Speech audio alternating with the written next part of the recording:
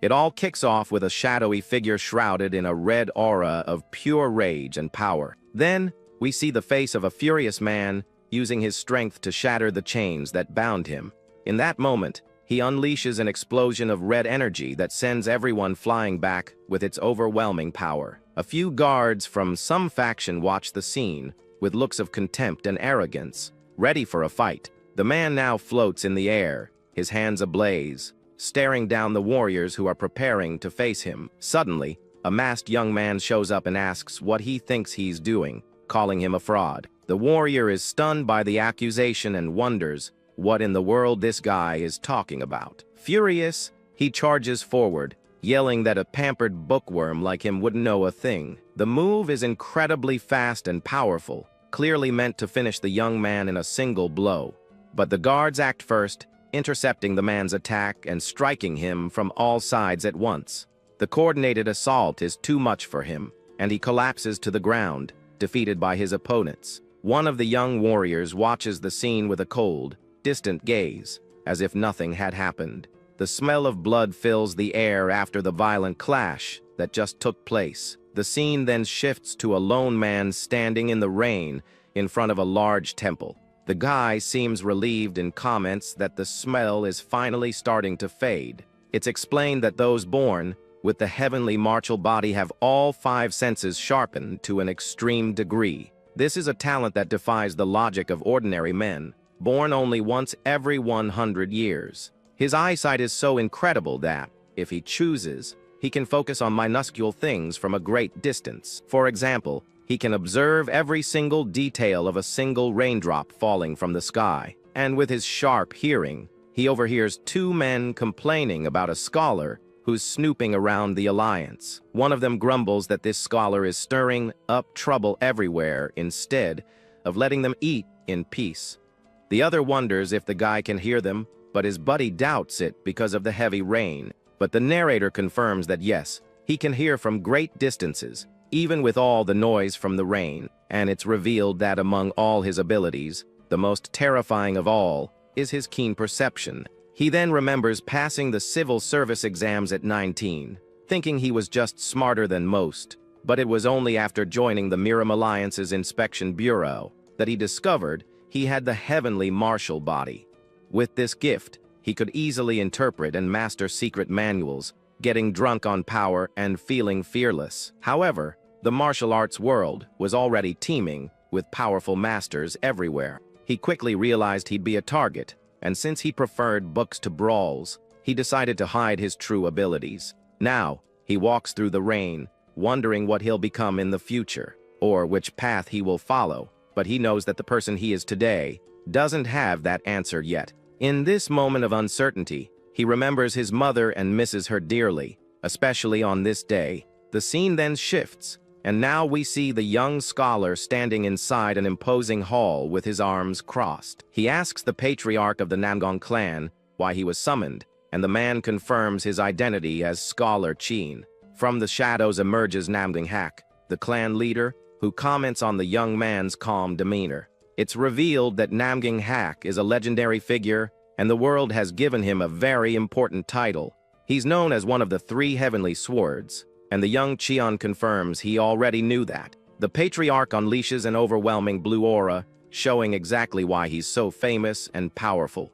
Cheon feels intimidated, as it seems the man can see right through him, and wonders what he wants. The patriarch approaches, and says he's going to be straight with the young scholar. Cheon panics, wondering if the patriarch has discovered his secret about the heavenly martial body. The clan leader then begins to speak slowly, cranking up the tension in the air. At this moment, the young scholar grows anxious, waiting to hear what the powerful man has to say, but to his surprise, the patriarch desperately begs him to turn his youngest son into a decent human being. The young man is completely floored by the unexpected request from the great master, who is bowing in respect. Confused by the situation, Cheon doesn't understand a thing as the clan leader reveals he's already had him investigated. Namgang Hak explains that he heard about the young man's intelligence, and insight from the head of inspection. He also heard that the scholar managed to completely rehabilitate a famous troublemaker in the Alliance. Qian tries to downplay the story with Pangso Lin, saying it was all just a misunderstanding.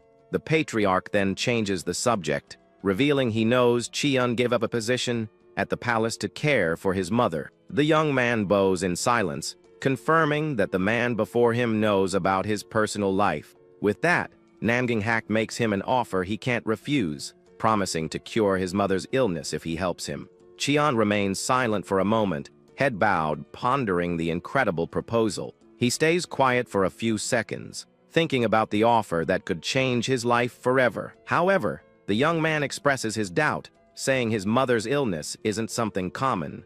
The clan leader replies that he already knows the details and that the clan's divine doctor will take care of her. The scholar is shocked to hear about the legendary figure and wonders if he's really here. A confident smile appears on the patriarch's face, confirming the young man's hopes. Namgang Hak then adds another condition, asking him to also educate his youngest son. In exchange, he promises to send Qian wherever he wants, be it the Handloom Academy or the Imperial Palace. Qian is stunned by the offer but realizes he could have a successful career and get the best treatment for his mother. He then smiles with determination and tells himself that no matter how terrible the patriarch's son is, he'll turn him into a human. Just then, Qian hears someone shouting insults from a nearby building and walks toward the commotion. Inside, a young servant girl screams in fear after being drenched with a bowl of cold water. The culprit is a young man with red hair,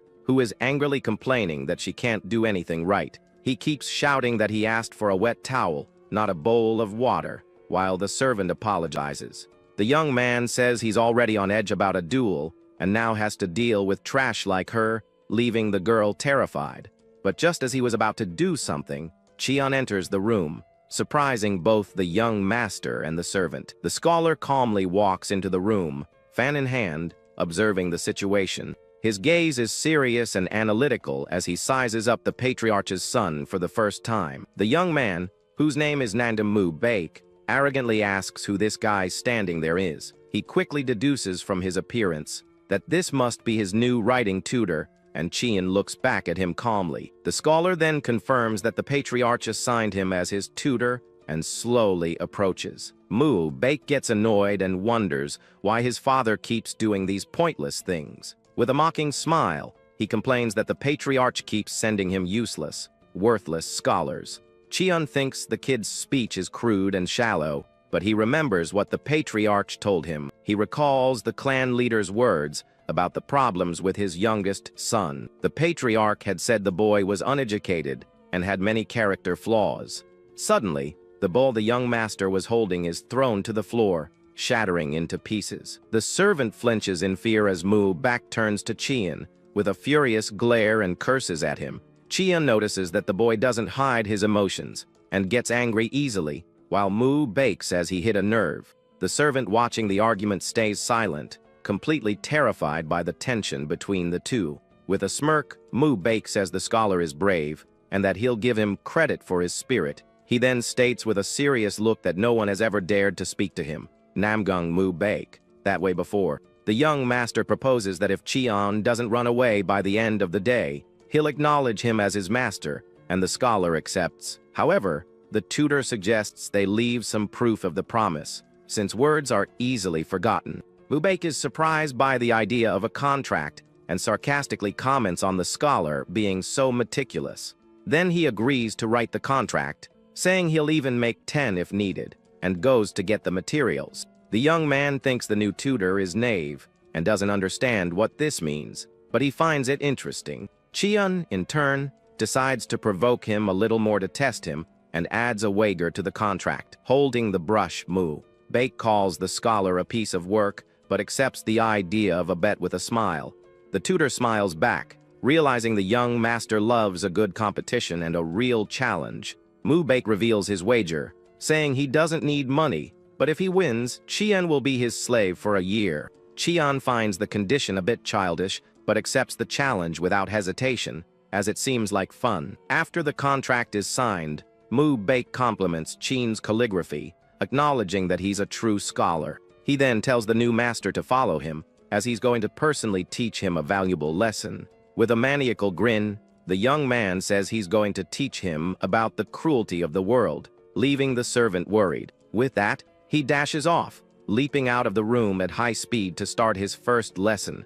Qian watches the scene and thinks the kid is like a child, gets angry easily but genuinely enjoys everything. The scene then shifts to a street where Baek seems to have gone, and someone orders a bowl of noodles. With a mischievous grin, Baek wonders how he's going to fix that jerk's rude behavior, all while Qian watches him. The young master then runs down the street, looking for a victim for his first lesson about the world. His expression is wild and full of glee as he prepares to show his true colors. Suddenly, he approaches a burly man who had his back turned and stares at him with a strange smile. Without warning, Baek lands a powerful punch on the man's back, catching him completely by surprise. The impact is strong, and the warrior is sent flying forward, completely stunned.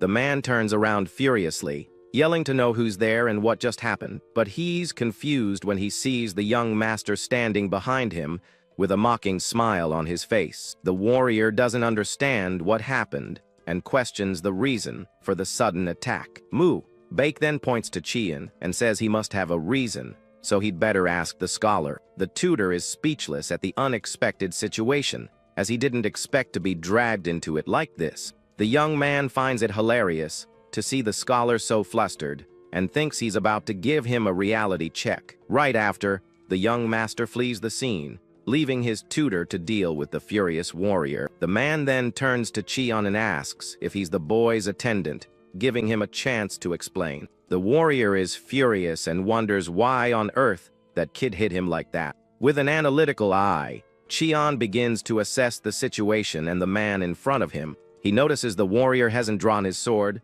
even after the insult, and doesn't belong to any known factions. Qian then bows and apologizes, even though it wasn't his fault that this all happened. However, the scholar mentions a detail he saw on the warrior's sword, surprising the man. With a confident smile, Qian deduces that the man must be a warrior from the Sung, or sect. The warrior is shocked and stammers, asking how the scholar knows about his sect.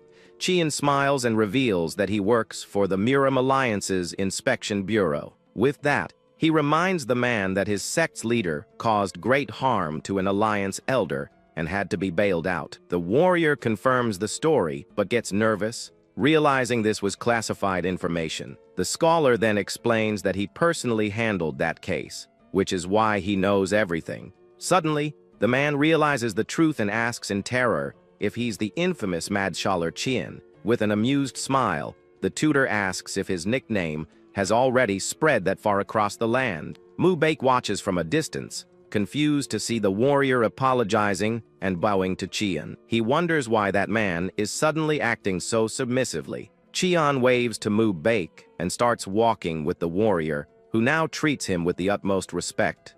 The young master gets furious, not understanding how the situation turned around so drastically. The scholar then explains that the kid stabbed him in the back with this prank and says it must be tough serving such a master. Qian jokes that it's like walking a rabid dog, and the warrior thinks the young master picked a fight with the wrong person. The man then says he suddenly feels sorry for that brat for provoking Qian. From a distance, Baek gets annoyed seeing the two whispering and is dying to know what they're talking about. With a sinister smile, the scholar realizes things are about to get very interesting. The warrior bows to Qian again and says goodbye, while the young master watches everything from afar. Baek is clearly irritated and frustrated with the turn of events. Qian approaches him, fan in hand and a mysterious smile on his face. The young master then confronts him and asks, "What in the world?" he said to that warrior. Qian then turns and starts to walk away, leaving the young master behind with a thoughtful look. With a mocking smile, the scholar turns back and says it was nothing much, just offering an apology. The young man is furious at Qian's calmness and scoffs at his cool, superior attitude. With that, he decides he needs to crush that arrogance and nip it in the bud, because he really doesn't like this tutor. The young man gets even more irritated when he notices Qian has a noble air about him, something he lacks, especially in his face. So, Mu Bake starts thinking of a new plan to teach his new master a lesson right then and there. Just then, he spots a large, fat man peacefully eating noodles at a nearby stall. With an evil grin, he decides he needs to make it crystal clear who he is. Right in front of everyone, the young master then clenches his fists, preparing to cause another scene on the street. With his eyes gleaming with rage, he runs towards the man, yelling for him to get out of the way. The bowl of noodles goes flying as the young man attacks the man without any warning. In a swift move, Mu Bake kicks the man in the face, introducing himself as a member of the Namgang clan. The people around are shocked by the sudden violence as the bowl of food falls. Chian watches the scene and wonders why that brat is doing this. The bowl of food smashes onto the ground with a loud thud, scattering everything. The scholar looks at the noodles on the ground, not understanding the purpose of that violent act. The street falls silent for a moment, with everyone staring at the mess the young master made. Mu Bake then turns to Chian with a challenging look and a victorious smile on his face. But suddenly, a group of men approaches with less than friendly expressions aimed at him. One of them glares at the scholar with contempt and calls him academic trash with a smirk. With a confident smile, Mu Bake says he's going to show them the price of challenging him directly. He then points to Chian, placing all the responsibility for the situation on him. In front of all the angry men, he says that from this moment on, the scholar will explain everything. The young master smiles with satisfaction and tells everyone to pay attention to what the tutor has to say. Chian remains silent, surrounded by the men who are waiting for an explanation for what happened. Mu Bake then taunts him, saying that since he's a broke scribe, he doubts he can pay for the damages. The young man gets close to Chian and stares him down with a defiant smile. He challenges him to use his sharp tongue once more to resolve this complicated situation. With a smug grin, he adds for Chian to try and solve the problem himself created. The scholar accepts the challenge, saying that if this is what the young master wishes, he must obey. Without hesitation, Chian steps forward, preparing to handle the situation his own way. He thinks that Namgam Mu Bake is being irrational again, but he was already expecting it. The men around are whispering, as they know no one dares to defy the young master's stubbornness. Chian finds himself alone, surrounded by hostile glares, and knows all this irrationality is directed at him. But instead of fear, the scholar's eyes open with a cold, calculating determination. With a powerful shout, he gets the attention of all the merchants on that street. An old lady working at her stall turns around, startled by the scholar's sudden cry. Chian then announces that from this moment on, all the protection fees for this street. He makes a broad gesture, indicating the entire commercial area around him with authority, and to Mu Bake's astonishment, the tutor declares that everything will be managed by the Namgang clan itself. Mu Bake is floored by the scholar's audacity and can't believe what he just heard. With an ironic smile, Chian turns to the merchants and asks if it isn't true that the clan will take care of them. The young master gets furious and shouts that he would never manage a filthy market street like this one. He grinds his teeth in anger, saying that on top of everything, using the Namgang clan's name like that is an outrage. Suddenly, the thugs from the Duzik gang show up and tell the scholar to cut the nonsense. The gang leader approaches and says that this street is managed by them, and he's not giving it up. But Chian just smirks dismissively at the thug's threat, showing no fear. With a mocking tone, he says he was wondering who was doing such a shoddy job here, and finds out it was them.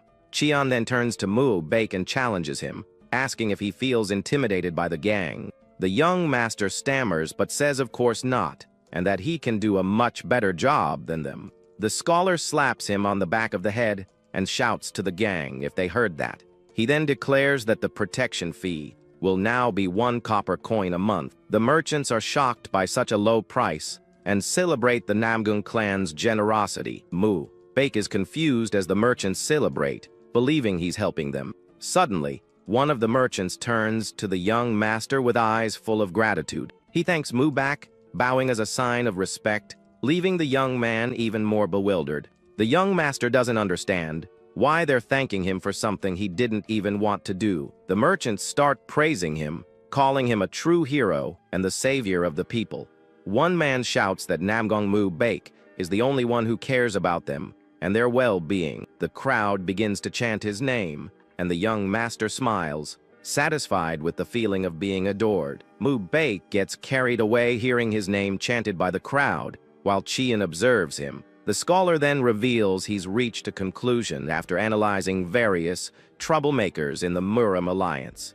He explains that most of them suffer from a mental illness caused by a lack of attention, and the cure is love. With that, the young master revels in the people's adoration, posing for his new fans. Qian, on the other hand, looks tired and annoyed with his students' childishness. Meanwhile, two women watch the scene from a nearby tea house, sipping their drinks calmly. They watch the young master show off for the crowd with Qian by his side. One of them asks about the scholar, and the other says he seems to be a new recruit for the Namgong clan. She's surprised that a young man the same age as the brat can handle him so well. The other woman responds with disdain that he's just a scholar and not worthy of the little princess's attention. But the princess argues that if he can handle the Namgong clan's headache, he's already reached a certain level of mastery. With that, she tells her servant to investigate the scholar, as he might be useful for their mission. Then the princess stands up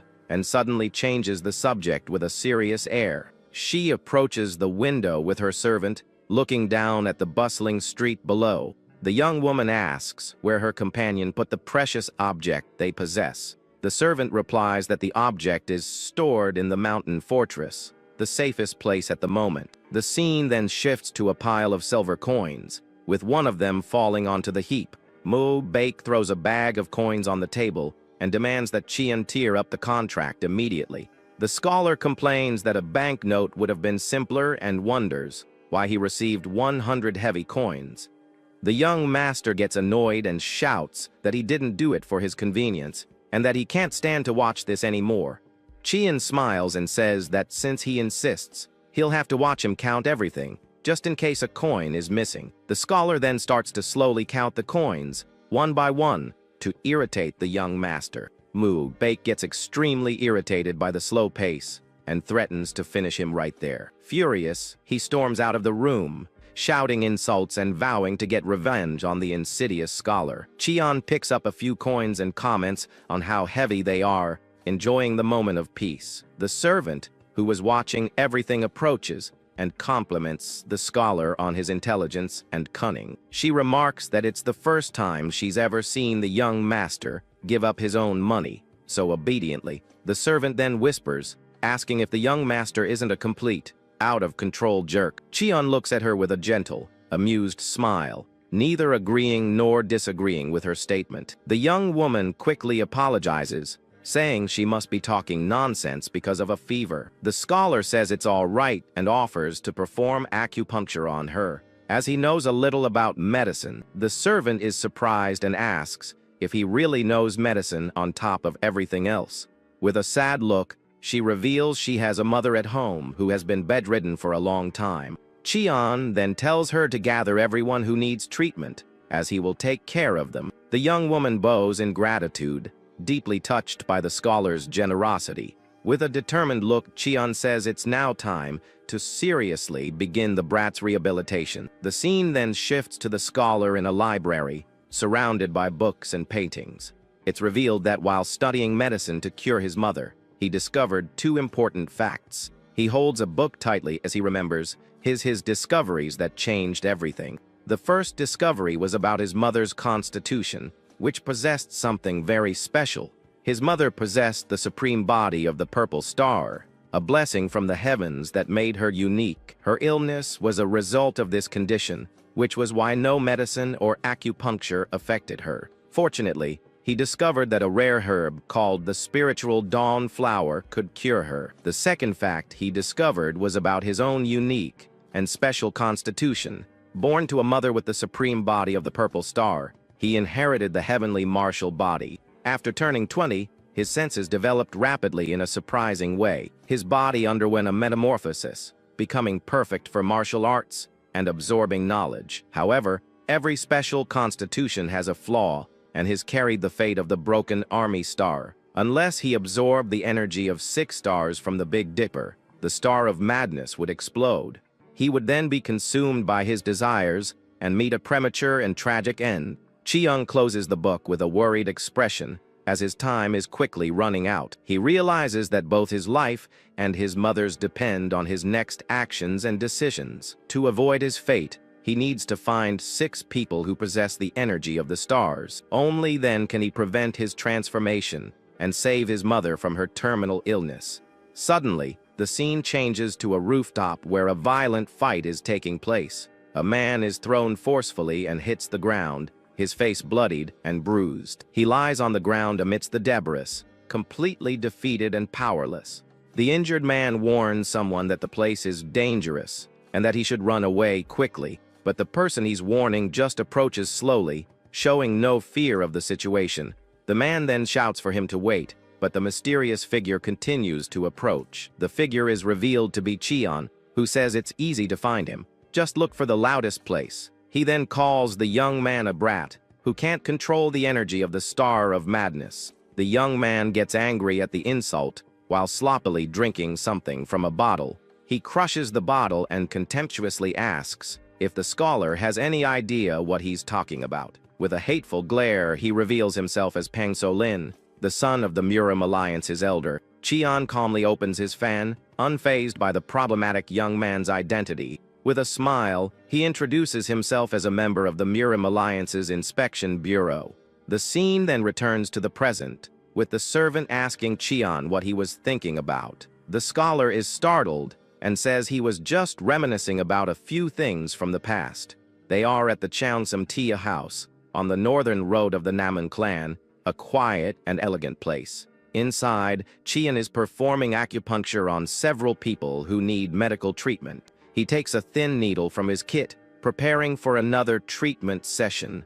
With concentration and skill, he applies the needle to the patient while the servant watches. The scholar demonstrates his medical knowledge by applying the needles on his own hand as a demonstration. Meanwhile, the princess's servant and the tea house owner, Hua Young, observe Cheon's work. Xiao Young comments that last time, he handled the brat as if he were a child, and now he's performing acupuncture in a way that surpasses most doctors, showcasing his skill. She concludes that he is indeed someone worthy of the young mistress's attention, and that she was right to investigate him. Cheon continues his work with focus and determination as he writes a prescription for a patient. An elderly couple calls him scholar, thanking him for his care. An old woman offers Cheon some eggs as a thank you, saying she never imagined receiving such treatment. The scholar looks at the eggs, a simple but heartfelt gesture of gratitude from the people he helped. With a gentle smile, he thanks her and says the eggs look fresh and that he will enjoy them. He holds the small bag carefully, valuing the humble yet significant gift. Cheon then offers them money to buy the necessary medicines for their treatment. The old woman is shocked and refuses to accept, saying she can't take money as well. But the scholar insists, saying they are all one family and should help each other since they serve the same master. The patients thank him emotionally, commenting that the scholar is a truly good person. With a warm smile, Cheon says goodbye, telling them it's getting late and they should head home. The patients leave happily, one of them celebrating that he can now move his shoulder thanks to him. Cheon then turns to Wo Yang, the tea house owner, who is watching him with a smile. He thanks her for letting him use the place so late into the night, saying it was a great help. Sure. Young invites him to come back anytime and says that next time she'll prepare a private room for them. The scholar thanks her again and thinks that the tea house owner is younger and more beautiful than he imagined. Suddenly, he imagines himself in an intimate moment with her, which leaves him visibly shocked. With his face burning, he is startled by his own inappropriate and sudden thoughts. Breaking into a cold sweat, he wonders what on earth he was thinking and scolds himself for his wild imagination. He realizes he needs to quickly find the people with the Big Dipper's energy before it's too late. The scene then shifts to night, with Cheon standing in front of an illuminated building. Meanwhile, the princess asks her servant how the investigation into the scholar went. The servant reveals that Cheon was born in Wuhan, and his family was influential but fell from grace. She continues, saying he has a good character but made many enemies by exposing corruption in the alliance. The princess is surprised to learn that he even brought down an elder of the Murim alliance. The servant explains that he was so relentless that he earned the nickname, the Ghostly Scholar. The princess deduces that the alliance sent him to the Namgun clan to get rid of him. The servant adds that there are rumors he knows martial arts and is on the level of the rising stars. Furthermore, there's something about his mother that the princess orders the servant to reveal without hesitation. The young woman explains that after investigating Qin's mother's condition, she discovered she suffers from a severed pulse. With this, the princess wonders if he is the severed sun pulse she has been searching for. The servant seems nervous about her mistress's conclusion, but says nothing to contradict her. The princess reveals she has been searching for this person for 5 years and only has 1 year left to live. Determined, she decides she must find the severed sun pulse and will examine Qin's mother personally. She then orders her servant, who is Achua Young, to continue keeping an eye on the scholar. Meanwhile, Qian walks thoughtfully, wondering where he could find the people with the Big Dipper's energy. He reflects that those born with this energy are destined to reveal themselves in some way. He believes they might already be famous or leaders of some important faction. The scholar continues his solitary walk, lost in thought about his destiny. Suddenly, Mu Baek appears and calls him teacher with an excited smile on his face. Qian remains silent with a tired expression as he sees his student approaching. The young master hands him a book, and the scholar asks what it is. He explains that the book has been passed down in his family for generations, but no one has been able to interpret it. The young master says he's going to try to interpret the book, and Qian asks if it's a martial arts manual. Mu Baek replies that he doesn't know and asks for help from his writing teacher, since that's what he's here for. The scholar becomes suspicious, wondering what that brat is plotting by asking for a favor. After some thought, Qian accepts the challenge, saying he was bored anyway. The young man celebrates and runs off excitedly, saying he's counting on him to decipher the book. Qian is frustrated, realizing the young master is up to one of his tricks again. From a distance, Mu Baek laughs and thinks the foolish scholar believes it's just an ordinary manual. He reveals that if Qian tries to interpret the book like the others, he'll fall into ki deviation. Qian starts reading the book and realizes the crazy brat's trap, who has tricked him. With a furious look, he wonders if the young master just handed him a secret manual of the Namgun clan. Meanwhile, Mu Baek relaxes on the grass, feeling much better after his little revenge. He challenges the foolish scholar to try and decipher the book. Knowing he'll be in for a rough time, the young master thinks with a smirk that the manual isn't just any text, but a trap. He reveals that this martial art has led countless geniuses of the Namgun clan to ruin. By trying to interpret the chants, the meridians get clogged one by one, leading to ki deviation. Mu Baek continues to relax as people pass by, unaware of his evil plan. Meanwhile, Qian is sitting outside, reading the book with focus and concentration. The book contains complex descriptions of the heavenly Tao and the principles of yin and yang. The scholar is fascinated by the profound principles of the supreme martial art contained in the book. He then decides that instead of just reading,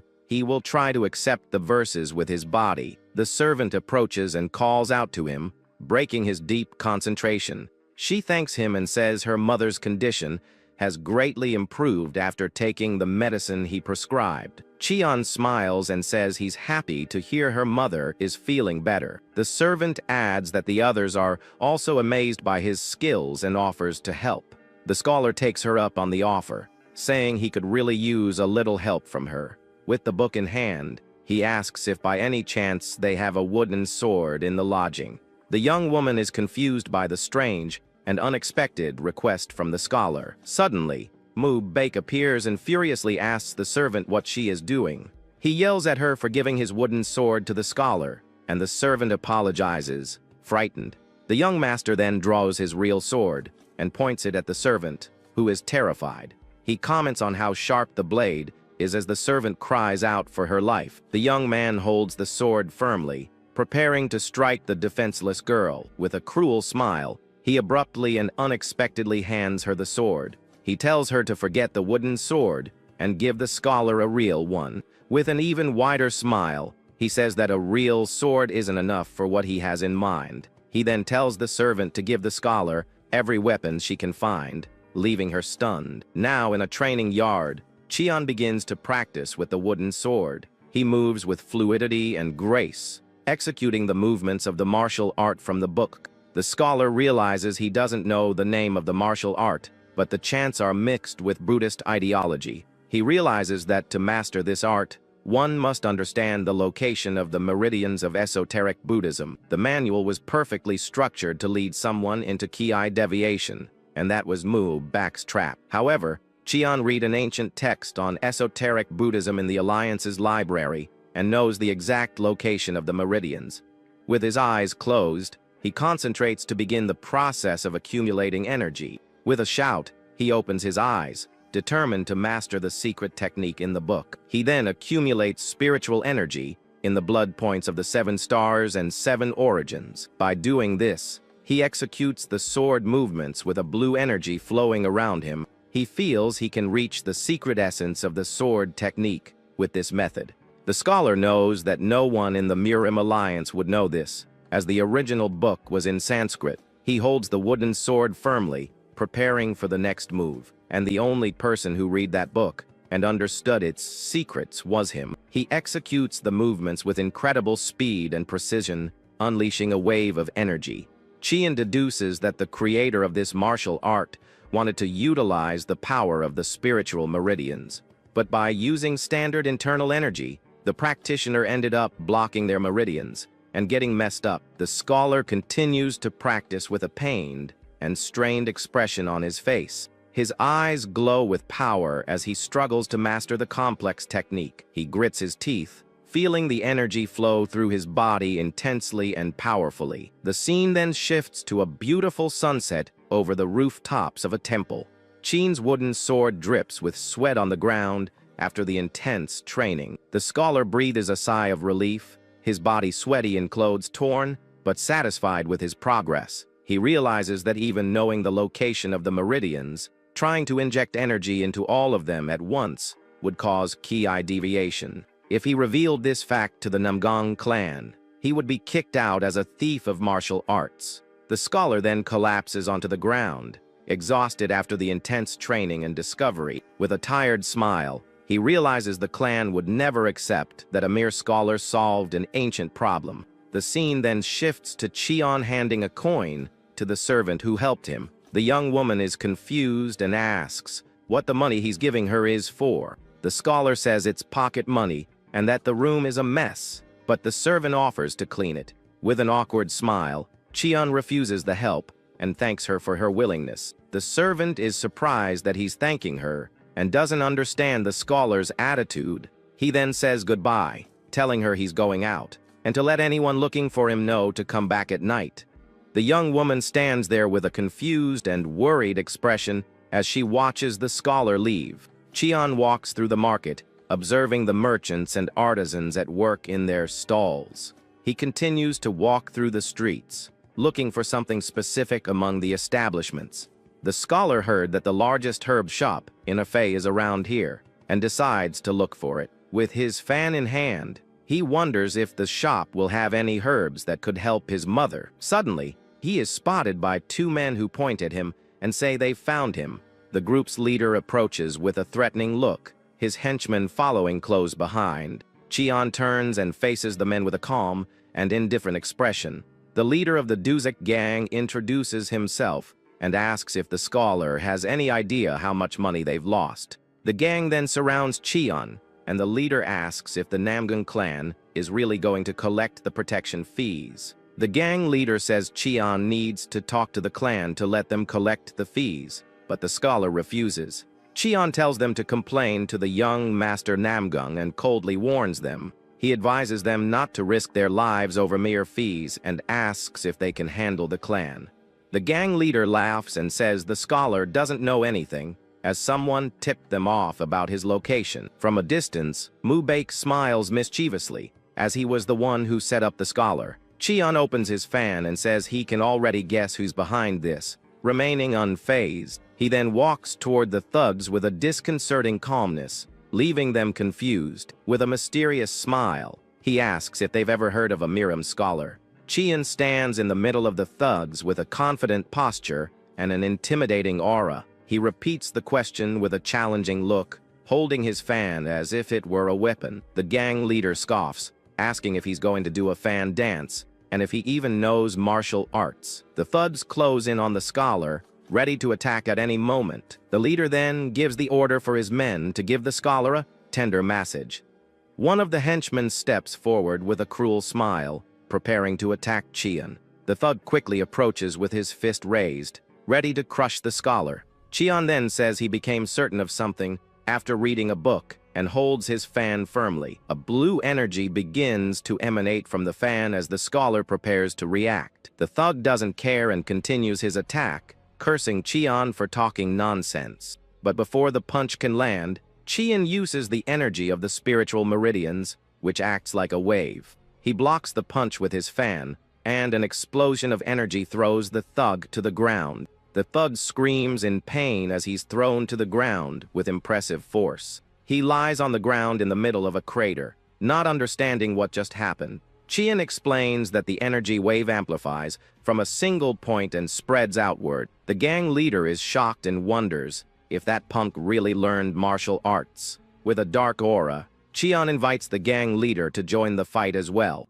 The man tries to play it off, saying they didn't show proper respect to the scholar, and it was a misunderstanding. But Chian cuts him off and tells him to stop pretending, as he still has things to investigate. The gang leader is terrified by the scholar's intensity and begs for a moment. Chian grabs his face and asks what his name was, and the man stammers that it's Duziki. All the gang members are now kneeling and defeated before the scholar. With a cold glare, Chian warns them that if he hears about them collecting fees again, he'll break all their bones. He says he's going easy on them because they only collected fees, and the terrified thugs thank him, but the scholar isn't finished yet and says he has more things to investigate with them. The scene then shifts to the Hall of 100 Herbs, a large and imposing establishment.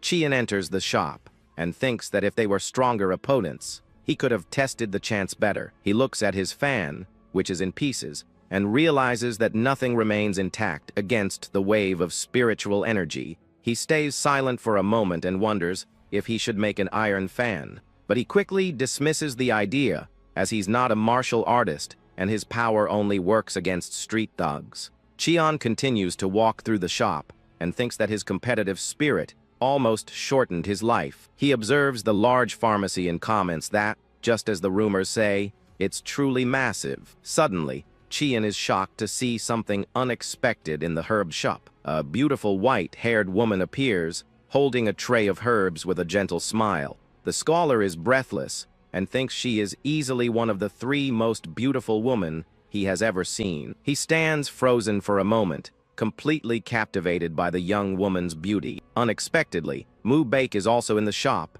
and approaches the woman, introducing himself. Chian wonders what that brat is doing there, as the young master flirts with the woman. The princess says she has a lot of work to do, but Mu Baek insists on knowing her name.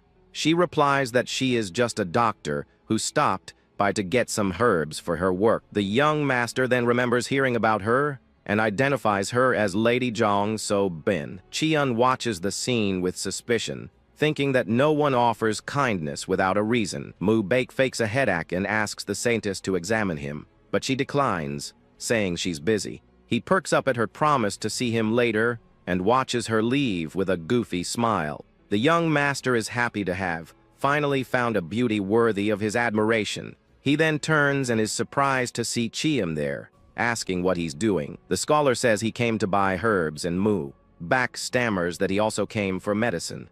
Chian looks at the prescription and wonders if the brat needs a potency tonic. The young master wonders why he needs a wisdom broth to improve concentration. The scholar gets furious and asks if this is the kind of art he's passionately burning to study. Mu Baek then changes the subject and asks if Chian managed to interpret the manual he gave him. He taunts him, saying the scholar shouldn't have time to wander around if he were deciphering the chants. Chian replies that he went out because he needed herbs for the interpretation of the book. He says he's deciphered a few verses, but it's difficult, and the young master scoffs at his arrogant posture. Mu Baek says he had high hopes since he's a Jinshi, level scholar, but was disappointed. With a confident smile, Cheon reveals that he has already finished interpreting some verses perfectly. The young master falls silent for a moment, surprised by the scholar's unexpected revelation. With a mischievous grin, he pretends to believe him and says of course he did. He gets closer and asks the scholar to tell him a little of what he interpreted from the book. Cheon wonders why the young man is so happy and if he really expected him to succeed. The young master pressures him to speak, saying no one would understand a line or two anyway. Cheon remains silent for a moment, preparing to reveal what he discovered. He then begins to recite the verses that appear on the first page of the mysterious book. The scholar accurately explains the principles of yin and yang contained in the manual.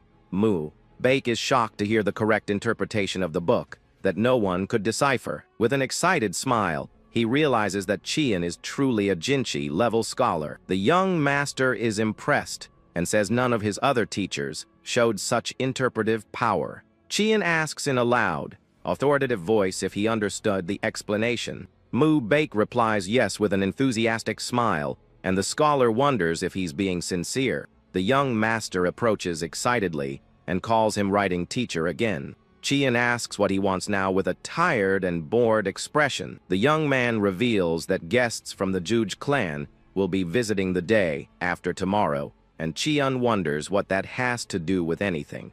He says that among them is a friend his age, and Cheon deduces he's referring to the young master Juj Do-1. The young master invites him to the gathering, saying he'll be able to eat well and drink free wine. Cheon realizes the young man wants his help at the gathering of troublemakers and understands why he needed the wisdom broth. He knows that Juj Do-1 is more educated than the others, as his clan has always valued wisdom. The scholar has heard that Do-1 likes to show off at these gatherings using the 4 arts. He scoffs at the young master, wondering how ignored he must be to ask for a favor.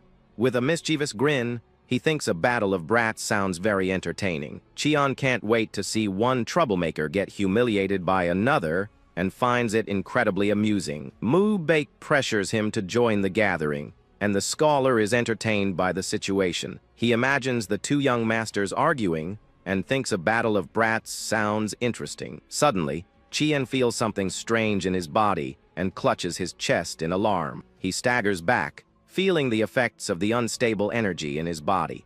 He remembers the princess and realizes he needs to find the energy of the stars quickly. Mu Baek glares at him and asks what he's looking at, saying he can just say no if he doesn't want to go. The scholar then notices that the young master emanates an energy similar to Peng, so uns and decides to check. With a serious air, he says he accepts the invitation, leaving the young man surprised and happy. However, he sets 2 conditions for participating in the young master's gathering. The young man complains about the demands but asks what the conditions are, curious to know. Cheon then says the first condition is that he allows him to check his pulse. Mu Baek is surprised and asks why the scholar wants to check his pulse. Cheon explains that he saw the young man preparing the wisdom broth, and that taking it incorrectly can damage the brain. Mu Baek gets annoyed and says he knows the risks of messing with meridians and questions the scholar's logic. The scholar replies that it would be a disaster if the broth interfered with his high-level martial arts cultivation. The young master agrees and tells Cheon to check his pulse quickly to make sure everything is okay. He says it would be terrible if his brilliant brain were damaged and boasts about his intelligence. The young man concludes that the scholar has nothing to gain by harming him, so he trusts his assessment. Cheon agrees and begins to check Mu Baek's pulse with a serious expression. He decides to inject a little spiritual energy to see if there's any reaction from the young man. The scholar concentrates and eagerly waits for a response from the young master's body. He hopes that his coming to the Namgang clan won't be in vain, and that he'll find what he's looking for. Suddenly, he feels a faint but definite energy coming from Mu Baek's wrist. With wide eyes, he recognizes the energy of the Wuka star, one of the 7 stars he's searching for. The young master notices Qian's shocked expression and asks what the problem is. The scholar remains silent for a moment, processing the incredible discovery he just made.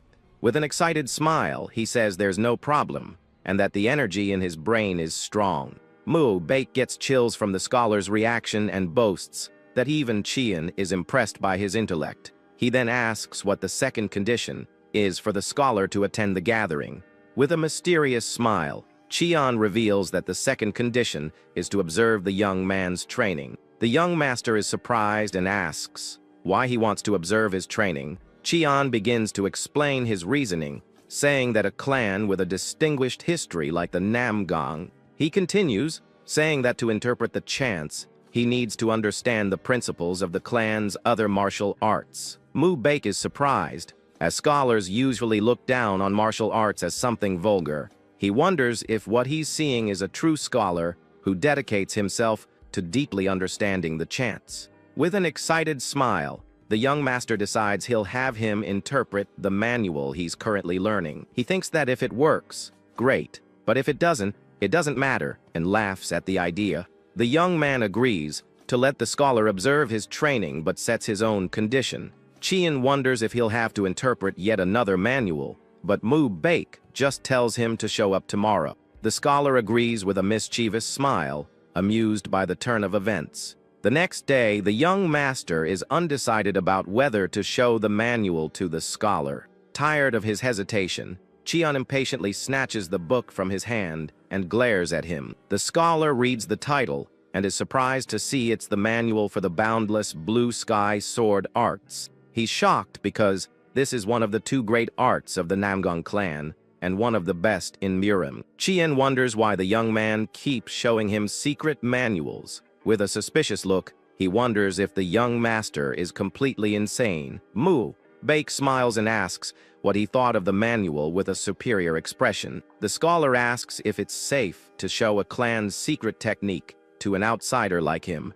The young man replies that it isn't, but he can do it because he really wants to master the technique. Qian falls silent for a moment, surprised by the young master's sincerity and determination. Mu Baek continues, saying that with his superior talent, it would be good to master the technique faster than his brothers. He adds that since Qian worked in the Alliance, he knows the laws of Murim and won't go around blabbing. The young master says he doesn't know anything and tells the scholar to just read and interpret the chants for him. He then offers 300 silver taels if the scholar can interpret the manual correctly.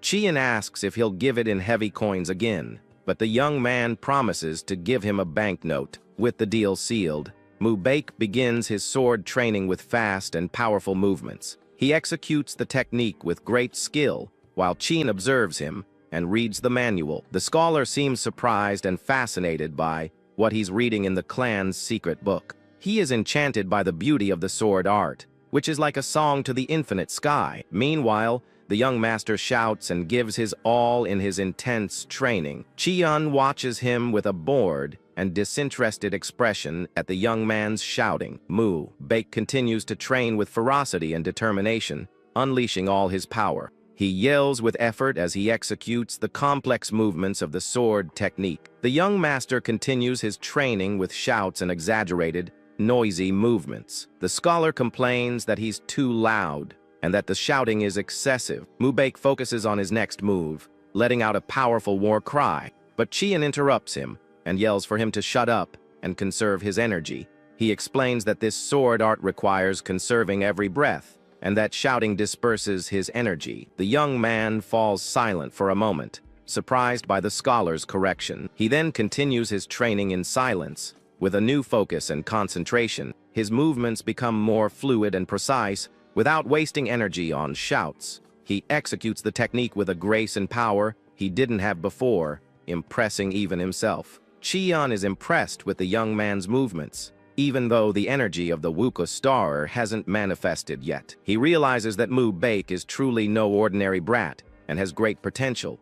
With a mischievous smile, the scholar encourages him to train more to manifest that energy. The young master continues his training with leaps and acrobatic movements in the air. He lands gracefully and prepares for the next move, his sword in hand. With a strained expression, he continues to practice the sword technique with dedication. Suddenly, his sword falls to the ground, and he is shocked by what just happened. Qian watches him with a neutral expression, holding the manual in his hands. Mu Baek approaches and says that before, he didn't have the breath control to even finish one form. But today, he completed the first form for the first time and asks how the scholar knew. Qian lies and says he only said that because the young man was annoying and loud. He then explains that the text says to conserve breath and that this is common sense in martial arts. The young master is confused, says he read the text dozens of times, but never saw that part. The scholar then points to a line about the steadiness of a candle flame and asks why they used that word. Mu Baek finally understands that the unwavering candle flame meant his breath shouldn't leak out. He's shocked, as this interpretation wasn't even in the clan's official commentary. The young man praises Qian and says he was able to execute the first form thanks to his help, but he admits he knows nothing about the chants that follow in the technique. He explains that he can do the movements, but can't express the technique without knowing the meaning. Qian taunts him and says if he doesn't know, why doesn't he just perform the technique in front of him? Mu Baek is shocked by the scholar's suggestion and wonders if he should really do it. Qian points at him and says he is the teacher and the young man is the student, and there can be no education without respect. He then turns and says maybe he should go see young Master Li, leaving Mu back annoyed. The scholar provokes him by saying he heard his older brother practices something similar and questions his lack of respect. With a confident smile, Qian plants the seed of ambition in the young master's heart. He says it's possible that Mu Baek could be the first of the direct lineage to achieve the secret essence of the sword art. The young man is shocked by the possibility and wonders if he can really be the first to reach the essence. He clenches his fists, determined to prove his worth and show his potential to the world. With an excited smile, he agrees to show the technique to the scholar without hesitation, but he fumbles while trying to show respect, and Qian corrects him, saying that's not how it's done. Meanwhile, the patriarch approaches the training ground with a serious expression. He wonders if his son is tormenting the new scholar and prepares to intervene. The patriarch decides that if the boy is doing something wicked, he will scold him severely, but upon arriving, he hears Qian authoritatively telling Mu back to do the technique again. From a distance, the patriarch watches and hears the scholar instructing his son to think about the meaning of the chant. He is surprised to realize the scholar is actually teaching his son something. Mu Baek responds enthusiastically, calling Qian teacher and showing unexpected respect. The patriarch is shocked to see his son, who barely uses honorifics with his own brothers, being polite to a scholar. He realizes the rumors about Qian rehabilitating Peng So were true. With a smile, he decides he shouldn't just stand by and that he must reward the scholar greatly. Qian corrects Mu back, saying the name of the technique is Boundless Blue Sky Sword Arts and that sky is in the name. The patriarch is shocked to realize his son has revealed the clan's secret technique to the scholar. He can't believe his son showed the clan's secret technique to a mere scholar. Furious, the patriarch decides he will capture them both immediately to resolve the situation. Qian then tells Mu Baek to think carefully about what he's doing. He explains that if you remove the unnecessary branches from the chants, it all boils down to a single truth. With a confident smile, he prepares to reveal the essence of the technique to the young master. The patriarch hears Qian's words and is shocked by the depth of his knowledge. The truth is that although the mountain is high, it is under the heavens, and water flows over the land. Mu Baek sits down to meditate and reflects on the meaning of the scholar's words. He understands that no matter how high the mountain is, it will always exist under the sky. He sinks into a state of deep concentration, seeking to understand the essence of the technique. Suddenly, his eyes open with an intense blue glow, and he reaches a new level of perception. Qian observes and is impressed to see that the young man found the mental image instantly. The sun sets as the young master continues to meditate and deepen his understanding. The patriarch watches from a distance with an expression of pride and admiration for his son. Meanwhile, Chion continues to read the manual with a calm and thoughtful expression. After a long time, Mu-Baek opens his eyes, his face sweaty but with a new clarity. His eyes shine with a golden light, and he says he thinks he understands a little. With a smile, he says he can finally see the path forward in his cultivation. He explains that there is nothing greater than the sky, and that it embraces all things in its immensity. With his sword raised, he channels the energy of the blue sky into his newly discovered technique. Chion watches him and wonders if the path to the essence is becoming visible to the young man. Mu-Baek holds the sword firmly and understands that the blue sky extends infinitely without limits. And that is the true meaning of boundless, contained in the name of the sword art. With his eyes gleaming with determination, he prepares to unleash his full power. An explosion of golden energy emanates from his sword as he executes the strike. He laughs with joy as he cuts through the air with a force and precision he had never achieved before. With a wild smile, he celebrates his progress and feels amazing with his newfound power. The young master then turns to Chion and asks him to enlighten him further with his wisdom. The scholar watches him with a calm and enigmatic expression, ready to guide him.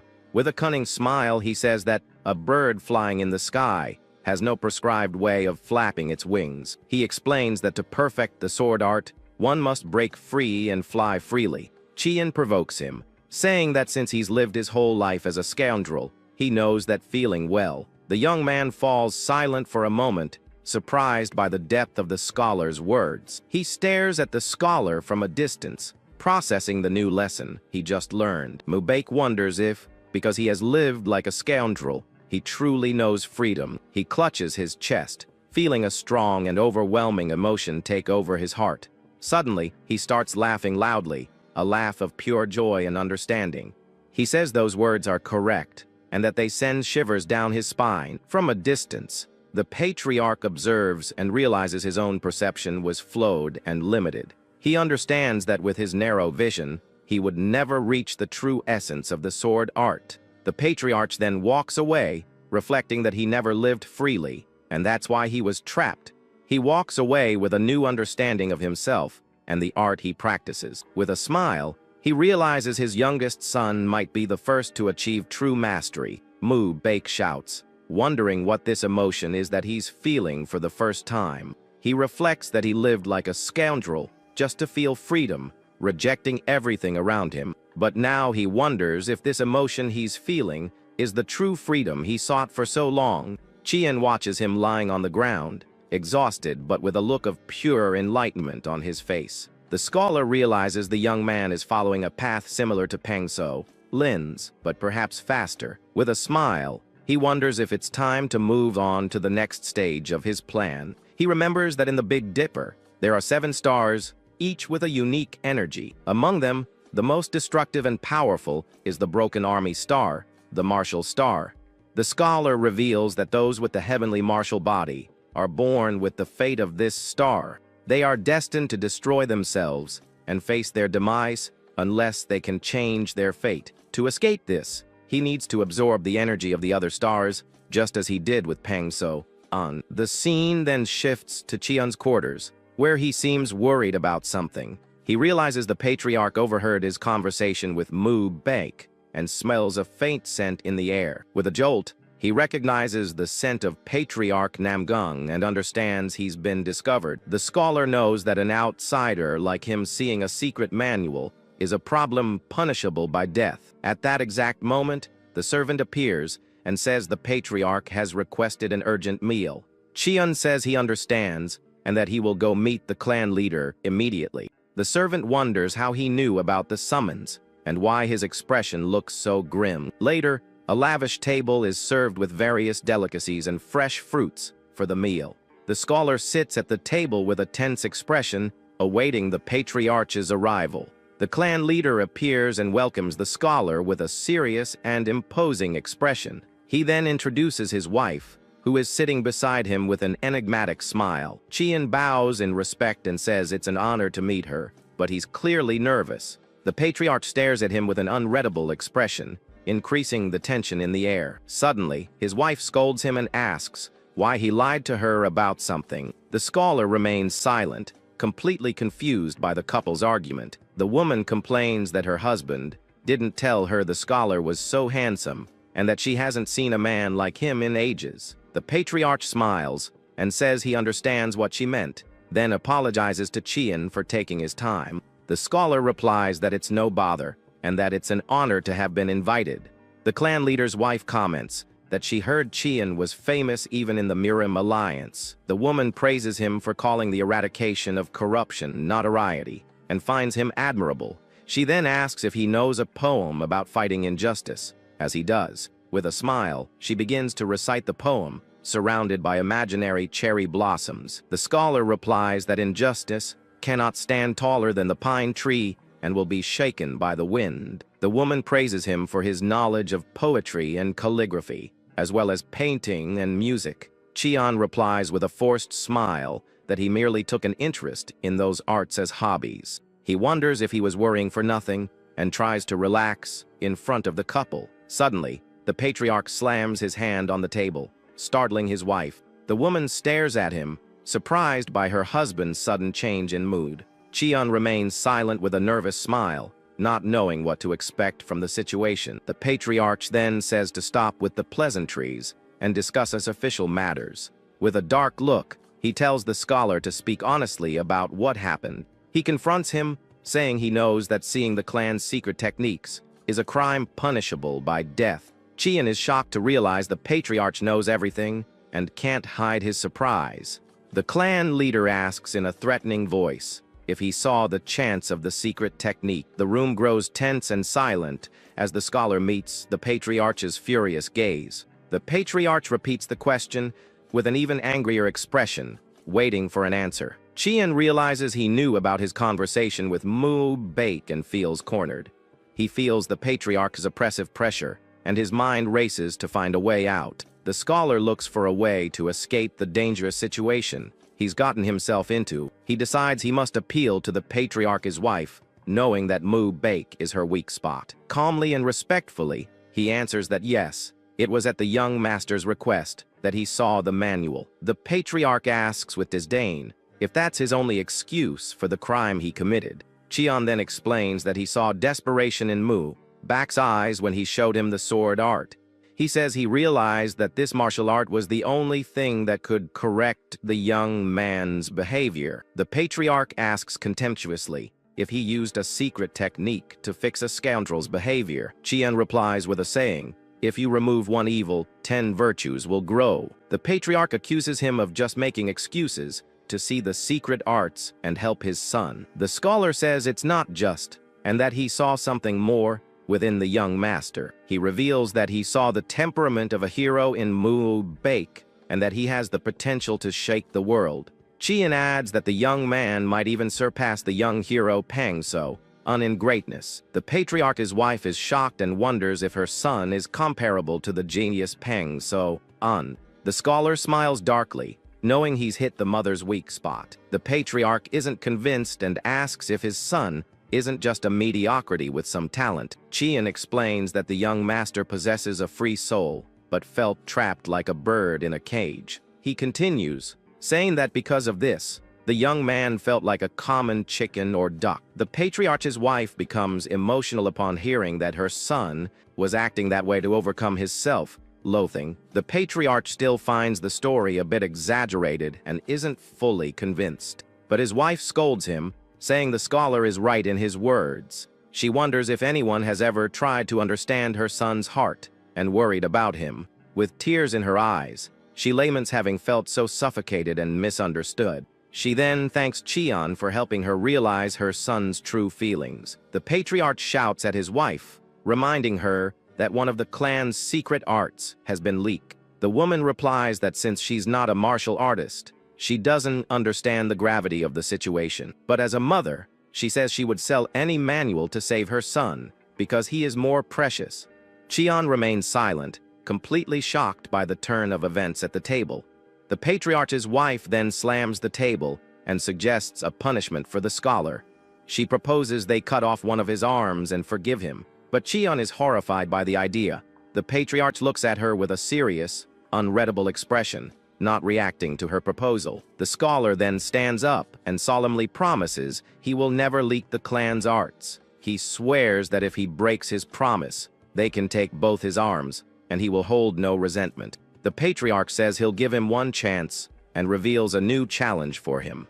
He reminds him that the Juge clan will visit tomorrow and will ask for a duel to humiliate his son. The patriarch explains that his youngest son has never won against the young master of the Juge clan. Chian understands that his task is to ensure Mu Baek wins tomorrow's duel. The patriarch confirms and makes an irresistible offer to the scholar in exchange for his services. He promises to appoint him to a position that will grant him the right to see the secret techniques. The scholar is shocked by the proposal, but knows there's a price to pay for this opportunity. The patriarch warns that if he fails, he must offer his head as punishment for his failure. With a serious look, he points at Chian and says a man like him knows what all this means. The scholar remains silent, processing the life or death proposal he just received. He realizes the patriarch's intention is to keep him by his side, but he needs a justification. The couple stares at him, and Chian understands the patriarch needs a reason to convince him. The justification is to persuade the clan's elders and senate to accept his presence. The patriarch then says that if Chian can truly give his son wings, he can fly freely. With a gesture of respect, Chian bows before the patriarch and his wife. He then turns and leaves the room, leaving the couple behind with their thoughts. The patriarch and his wife watch the scholar walk away with thoughtful expressions. The woman hugs her husband and says he was planning to keep the scholar around all along. She then asks if he intended to employ Chian from the very beginning. The patriarch hugs his wife back and asks if she knows why the scholar came to the clan. He explains that Chian is a man who fought against the Alliance's elders and resisted all threats. The patriarch adds that he was the one who turned Pangso from trash into a human being. The woman is happy to hear her husband brought such an incredible person to help their son. The patriarch says he's glad she likes him and hugs her affectionately. The scene then shifts to the next day, with the clan's courtyard filled with people. The guests from the Juge clan arrive, led by a man with a noble and imposing appearance. Everyone greets each other and prepares for the gathering and the friendly duel to come.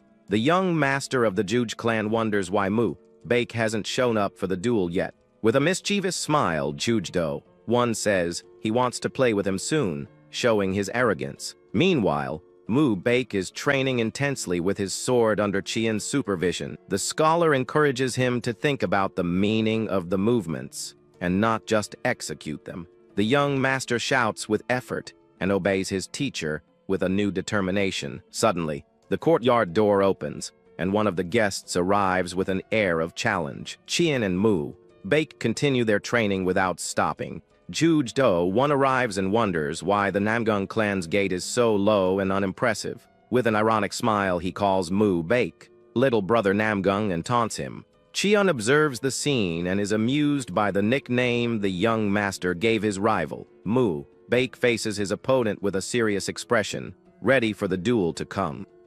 One provokes him, asking if he trained for the duel and saying he doesn't look happy to see him. The young master replies that he's been dying for another shot at him. Chian observes the rival and thinks he didn't seem this tall when he saw him at the Alliance. One asks if he's shrunk a bit, but Mu Baek asks if he hasn't grown. He then pats Mu Baek on the head and says little brother Namgung has gotten even cuter. The young man gets annoyed and asks if he came just to brag about his height.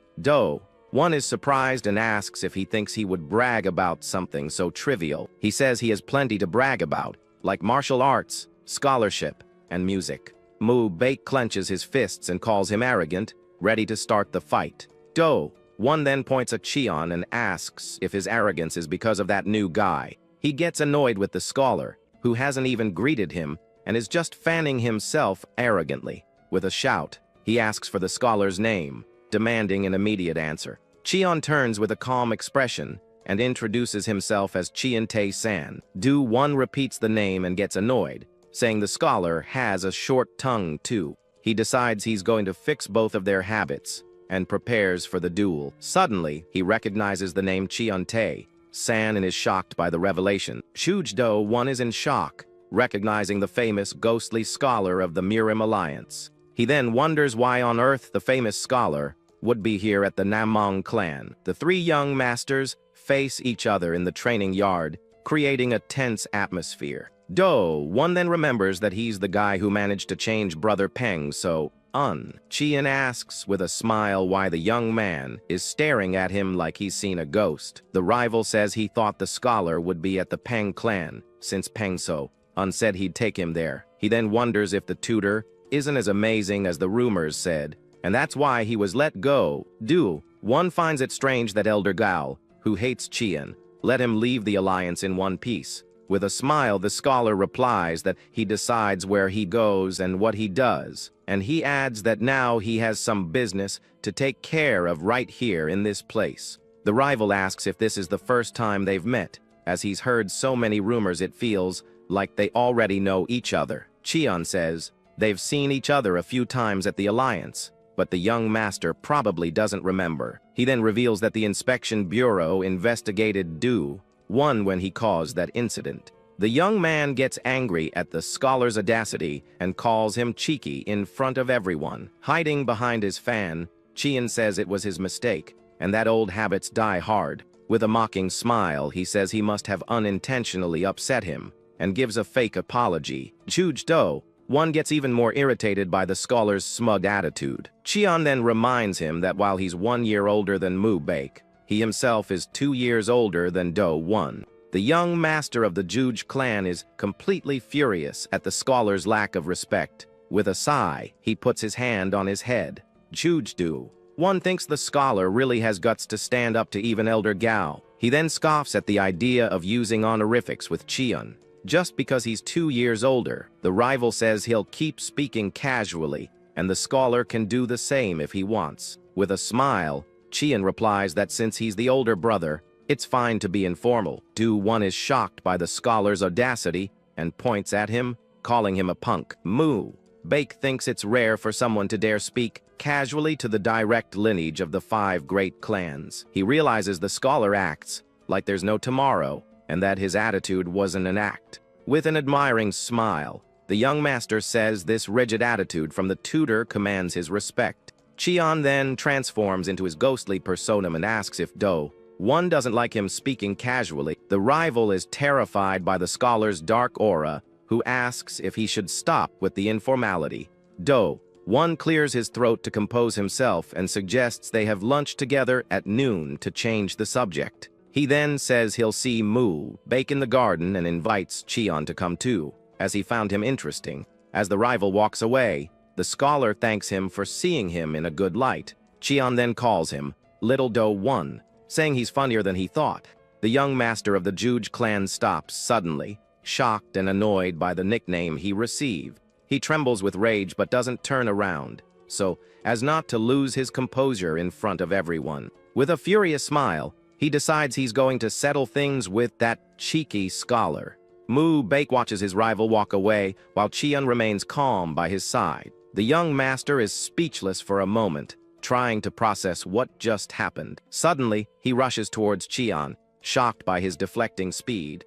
With an admiring smile, Mu-Baek says Scholar Chian is even more incredible than he thought. He then asks if it's true that he sent the terrible Elder Gao to heck, and if he's really provoking Judge Do-1. Running alongside him, the young master also wants to know if it's true that he turned Brother Peng into a human being. With a smirk, Chian comments that the honorifics seem to have stuck to his student's tongue now. The young man says that after seeing the manual's interpretation and how he handled Do-1, he couldn't help but acknowledge him, and the scholar agrees it's a good change. Mu-Baek then scratches his head and admits that although the tutor says he's changed, he doesn't feel the change himself. Chian reveals that Peng was like that at the beginning too, and the young master warns him not to say his name so casually. He's terrified and explains that unlike him, that guy starts a fight first, and the scholar could get seriously hurt. The tutor then calmly replies that he and the other young master aren't friends. With a confident smile, he reveals that Peng actually calls him Big Brother. The young man doubts it, saying that guy looks at scholars like they're street dogs, and that Chian tells terrible jokes. The scholar just stares at him in silence, neither confirming nor denying the story he just told. Mu Baek is completely shocked by the possibility and points at his master, speechless. He then stammers and asks loudly if that's really true. The scene then shifts, and the two arrive at a beautiful garden with a large pavilion and a serene lake. Chian observes the place and asks if this is the famous demon subjugation garden. The young master confirms and begins to tell the story of the place, saying it all happened 50 years ago. In a flashback, we see warriors fighting against a demonic cult that rose up in the martial world. He explains that the ancestors of the Namgun clan fought on the front lines, but most of them ended up falling in a great tragedy. With a sad look,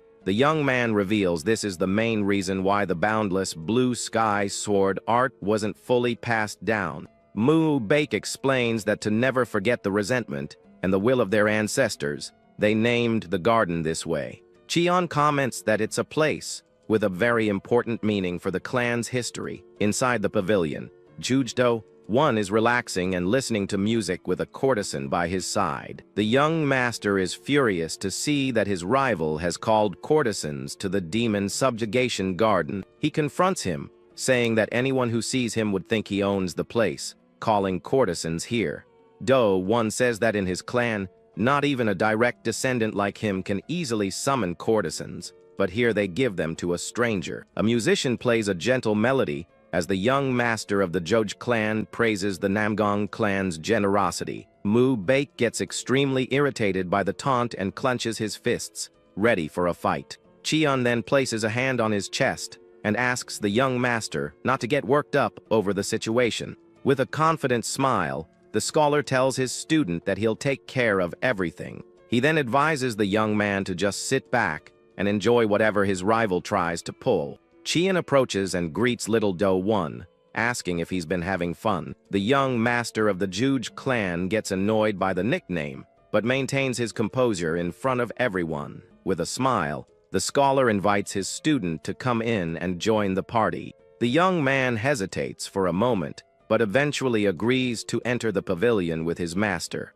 With an excited shout, he prepares for the competition that is about to begin. Suddenly, a hand stops the musical instrument, and Do One says not to make him laugh with that music. He then takes the instrument and stands up, preparing to show off his own talent. The rival explains that since he was bored alone, he called for a Pippa performance. With a cold look, he says he thought he'd have the musician play for little brother Mu Baek and scholar Chian. With his nimble fingers, Jujdo One begins to play a beautiful melody on the instrument. The soft music floats through the pavilion as everyone watches his performance. With his eyes closed, he completely gives himself over to the melody, showing his concentration. In the background, some men watch the talented young master's performance. Meanwhile, Chian and Mu Baek relax and listen to the music with calm expressions. Suddenly, the rival thinks with a smile that his thinking was a bit limited. He then taunts Mu back, saying that since he only trains, he probably doesn't understand a thing about music. The young master gets annoyed, and the rival pretends to apologize for not being considerate.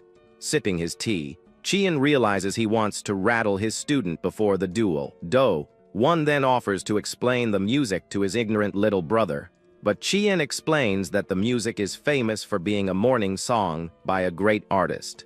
The young master of the Juj clan is surprised and comments that the scholar understands music. With a confident smile, the tutor says he knows the 10 great songs and even plays them.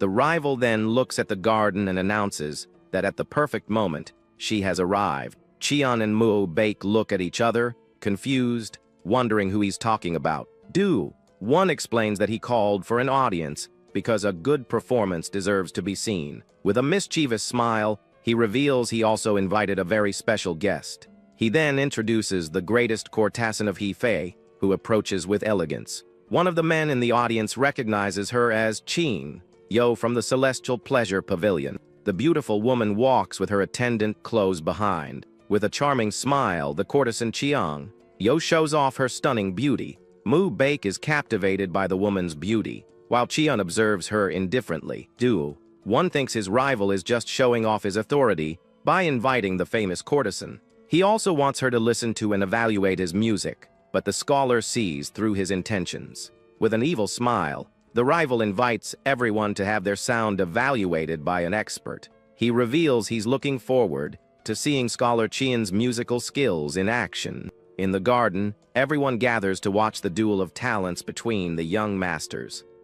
Two men arrive at the scene, and one of them comments on this year's friendly duel. The other man replies with disdain, saying the outcome isn't already obvious, as always. But the first man says this year will be different and that things are going to change. The man then asks if young Master Mu Baek has achieved some kind of enlightenment. The patriarch's companion replies that he's finally started to use his head a little.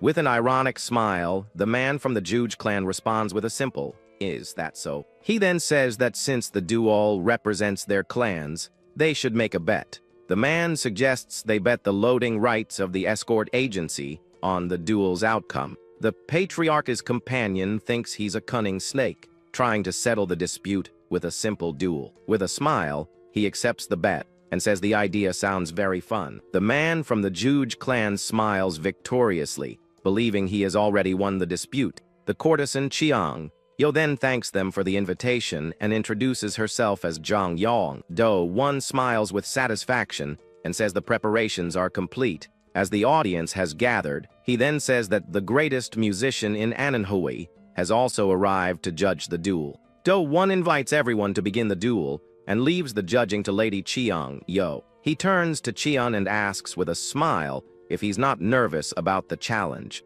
With a piece of fruit in his mouth, the scholar replies that he's hardly nervous and is excited to play a little. With a mischievous smile, he suggests that if they're going to compete, they should play the same song. The young master of the Juge clan is surprised and wonders what the scholar is plotting. Qian remains silent for a moment, instrument in hand, waiting for his rival's response. After some thought, Do One agrees to the condition, but says he gets to choose the song. He then challenges him to play White Snow in Early Spring, since he knows the 10 great songs. The scholar replies that the song is basic, and he's played it a few times. With a confident smile, he says he has no problem playing that song at all. The rival doesn't believe him and thinks he's bluffing, as that song isn't something one masters with just a few tries. With a hateful glare, he decides he's going to stomp on Qian so hard he'll never dare challenge him again. With his eyes closed, he begins to play the instrument with impressive concentration.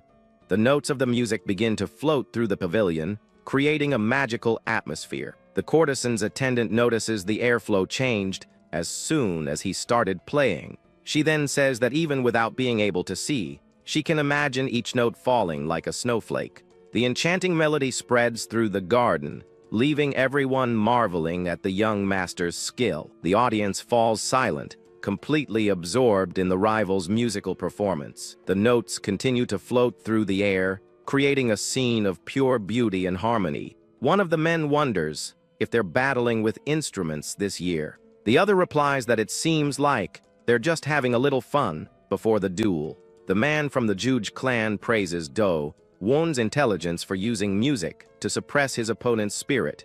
He then asks if young Master Mu Baek also understands music, but his companion says he's never seen him with an instrument. The man from the Namgung clan then realizes that his writing teacher is stepping in for him.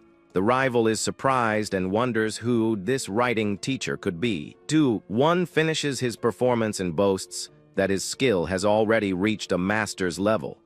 Qian then cleans his ear out of boredom, and the rival gets annoyed by his attitude. He wonders how a guy who can barely imitate the notes dares to be so arrogant. Do One challenges him to go ahead and humiliate himself in front of all these people. Suddenly, he starts playing at a fast tempo that sounds like an overwhelming blizzard. His fingers move with incredible speed, unleashing a powerful energy through the strings. The music becomes a snowstorm that envelopes the entire pavilion with its intensity. The courtesan observes and comments on the speed of the music infused with internal energy. The audience is amazed by the young master's skill, which fills the space with sound. The man from the Juge clan comments that his prodigy's skill is impressive for someone so young. He explains that since Do-won used to cause a lot of trouble, he taught him music to calm him down, and before he knew it, the young man reached a level where he could imitate the masters. He then encourages his little Do-won to break his opponent's spirit right from the start. The young master challenges the arrogant rookie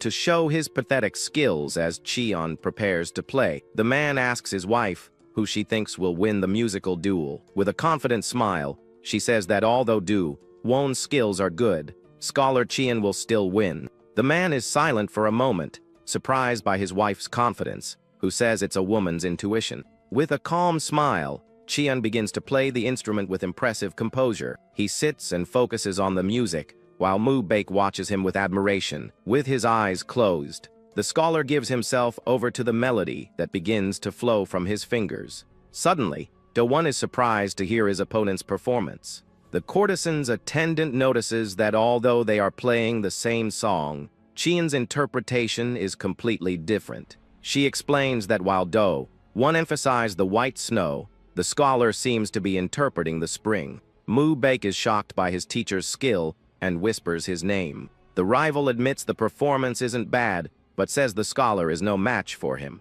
A golden aura surrounds Cheon as he continues to play with impressive mastery. With his eyes glowing with rage, Do-won says he will bury everything with his fast music. He unleashes a wave of blue energy from his instrument to overpower Cheon's performance. The scholar smiles and thinks that scoundrels are very amusing when provoked, and decides to use the energy wave. He then gathers spiritual energy at his fingertips, preparing for a counterattack. With a swift move, he unleashes a wave of golden energy from his instrument. The courtesan watches in shock and says the snow is disappearing before Cheon's music. Golden butterflies begin to appear and fly around the audience, who are amazed. The scholar relaxes and comments that, as expected, the melody creates 7 atmospheres, and that he plays well. The audience cheers and praises the incredible performance of the two musicians. Cheon thinks that if he uses this energy well, he can use it in many places, even in the kitchen. Do-won is furious with the result and demands an immediate evaluation from the courtesan. With the instrument in his hands, he stands up and asks Lady Cheon-yo to give her verdict. The courtesan says it was a magnificent performance, but that her attendant will be more precise. She explains that the young woman lost her sight, but gained a sense of hearing that surpasses that of ordinary people. The rival gets angry and asks if she's saying the girl is better than her, the best in a fee. With a cold look, he scoffs at the idea of a blind child being able to judge him. Do-won then agrees as that since she can't see, he expects a fair evaluation. He then tells the young woman to speak and give her verdict on the two performances. With a sigh, Cheon turns, and the rival asks which of the two songs was superior. Everyone waits in silence for the blind young musician's evaluation. Do-won glares at the girl with a confident expression, expecting to be declared the winner. The attendant then says that since her eyes cannot see, she doesn't know who played which piece. But with a smile, she reveals that despite this, she clearly saw what happened. She describes that amidst the snow, she saw spring bloom, and the snowflakes turned into butterflies. Do-won is shocked and asks if she's saying he's worse than that scholar. He then turns and glares at Cheon with an expression of pure rage and disbelief. With a sweaty face, he can't believe he was defeated by a rookie. The young master of the Juge clan remains silent, processing his humiliating defeat. Cheon compliments the attendant, saying that ever since he learned music, he has been searching for his Zhongziki. He then says it seems his Zhongziki was here all along and asks for her name. The young woman is surprised and blushes at the scholar's compliment, who looks at her with a gentle smile. She introduces herself as Song-ran and says she is just a blind girl, unworthy of being called Zhongziki. Suddenly, Do-won stands up furiously and yells at Mu-baek, asking what he's doing. He challenges him to the duel and tells him to grab his wooden sword so they can start fighting. The young master watches him and comments that he's lost his mind and is screaming like a madman. With a clenched fist, he punches the bench he was sitting on and calls his rival a scoundrel. Mu-baek then leaps onto the battlefield and says he's become a screaming colt. He lands with a powerful impact, ready to face his opponent in the duel. The ground cracks beneath his feet as he prepares for the fight with a determined look. With a challenging smile, he asks if they should see how much their skills have improved since last year. One is surprised and thinks that he's not falling for his taunt and is provoking him back. The scholar observes the scene and thinks that this brat is suddenly getting arrogant. He then bids farewell to the courtesan and says he needs to get over there quickly. With a smile, he approaches the two women and formally says goodbye. The attendant then turns to her mistress and says she felt something from that gentleman. She reveals she felt a very special energy coming from Scholar Chian. The courtesan agrees, saying his appearance is also quite remarkable and that he is a special person. Chian approaches Mu Baek, and the two prepare for a duel. The garden is filled with people watching the preparations for the duel between the young masters. The two opponents face each other on the battlefield, with Chian and Mu Baek on one side. The crowd watches with anticipation as the two clans prepare for the confrontation. Mu Baek turns to his master and says he has a question for him about the sword art.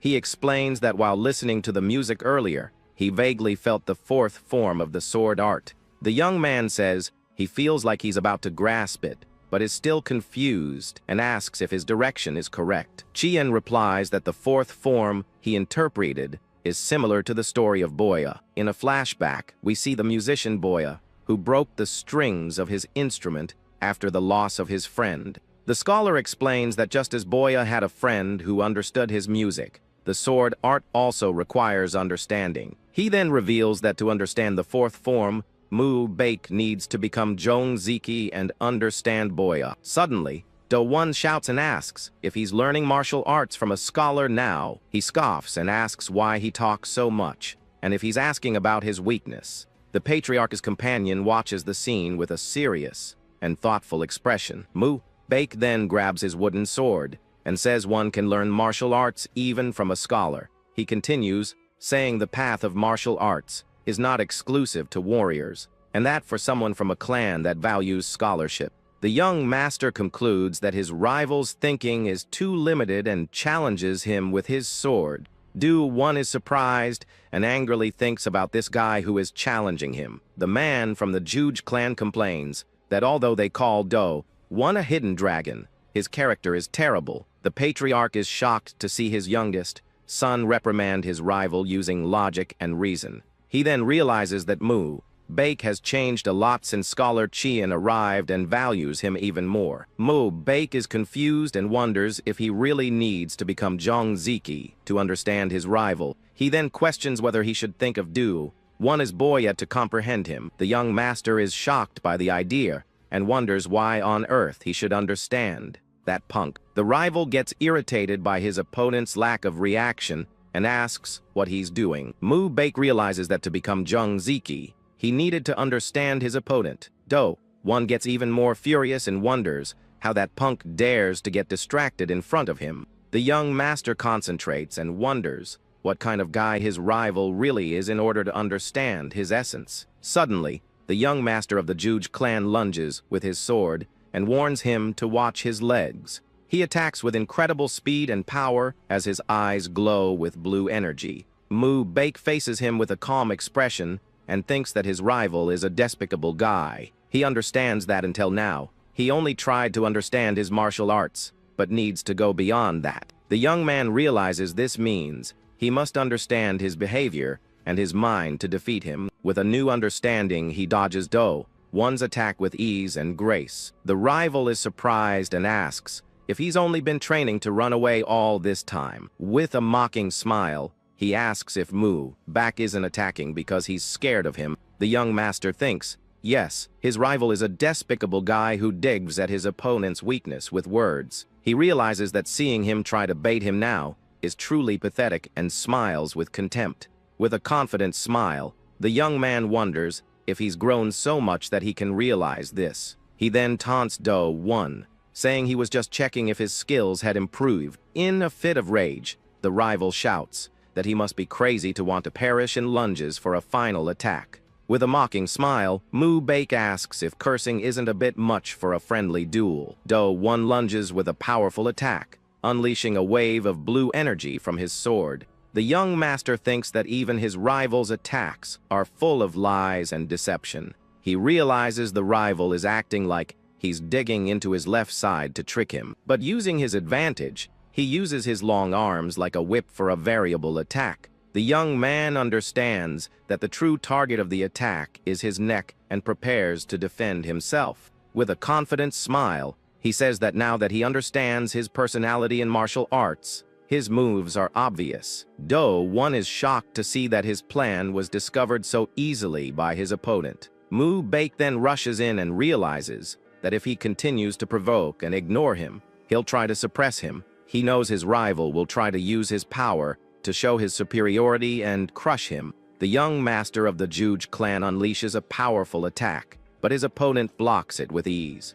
With his sword glowing with green energy, he challenges him to see if he can escape his sword now. With a swift move, he delivers a powerful blow towards his rival, but in the blink of an eye, Mu-Baek grabs his opponent's sword with his bare hands. With a smile, he asks who's running, as he's just grabbing the sword. He then intercepts the attack and grabs Do-1's wrist with impressive strength. The rival is shocked and humiliated to realize his wrist was caught by his opponent. With a victorious smile, the young master says it's now his turn to attack. In a swift move, he hits Do-1 in the face with the hilt of his sword. The young master of the Juge clan yells for him to wait. Mu-Baek attacks his opponent with precision and disarms him with a swift and accurate move. He then releases his rival's hand, showing that the duel is over and he is the victor. With a victorious smile, the young master walks away as Do-1 watches him, defeated. He then says that since it's a friendly duel, they should end it there with his victory. The crowd cheers for the young master's victory, who proves to be a skilled and intelligent warrior. The man from the Judge clan is silent, completely shocked by his prodigy's defeat. The patriarch celebrates and says his youngest son defeated Do-1 in a duel and that he has won. He then turns to Scholar Cheon and thanks him for his valuable help and guidance. Mu-Baek celebrates and says that just as the scholar was right, it all comes down to thinking and understanding. Do-1 can't believe it and thinks there's no way that's his opponent's real skill. He then deduces that that punk must be working behind the scenes and using some kind of trick. Meanwhile, Cheon relaxes and fans himself, enjoying the garden breeze. With a bored look, he wonders what's going on and if the fight is over yet. With the sword in hand, the young master proudly declares that he has won the duel. He reflects that, like mountains in flowing water, he never tried to understand what was natural.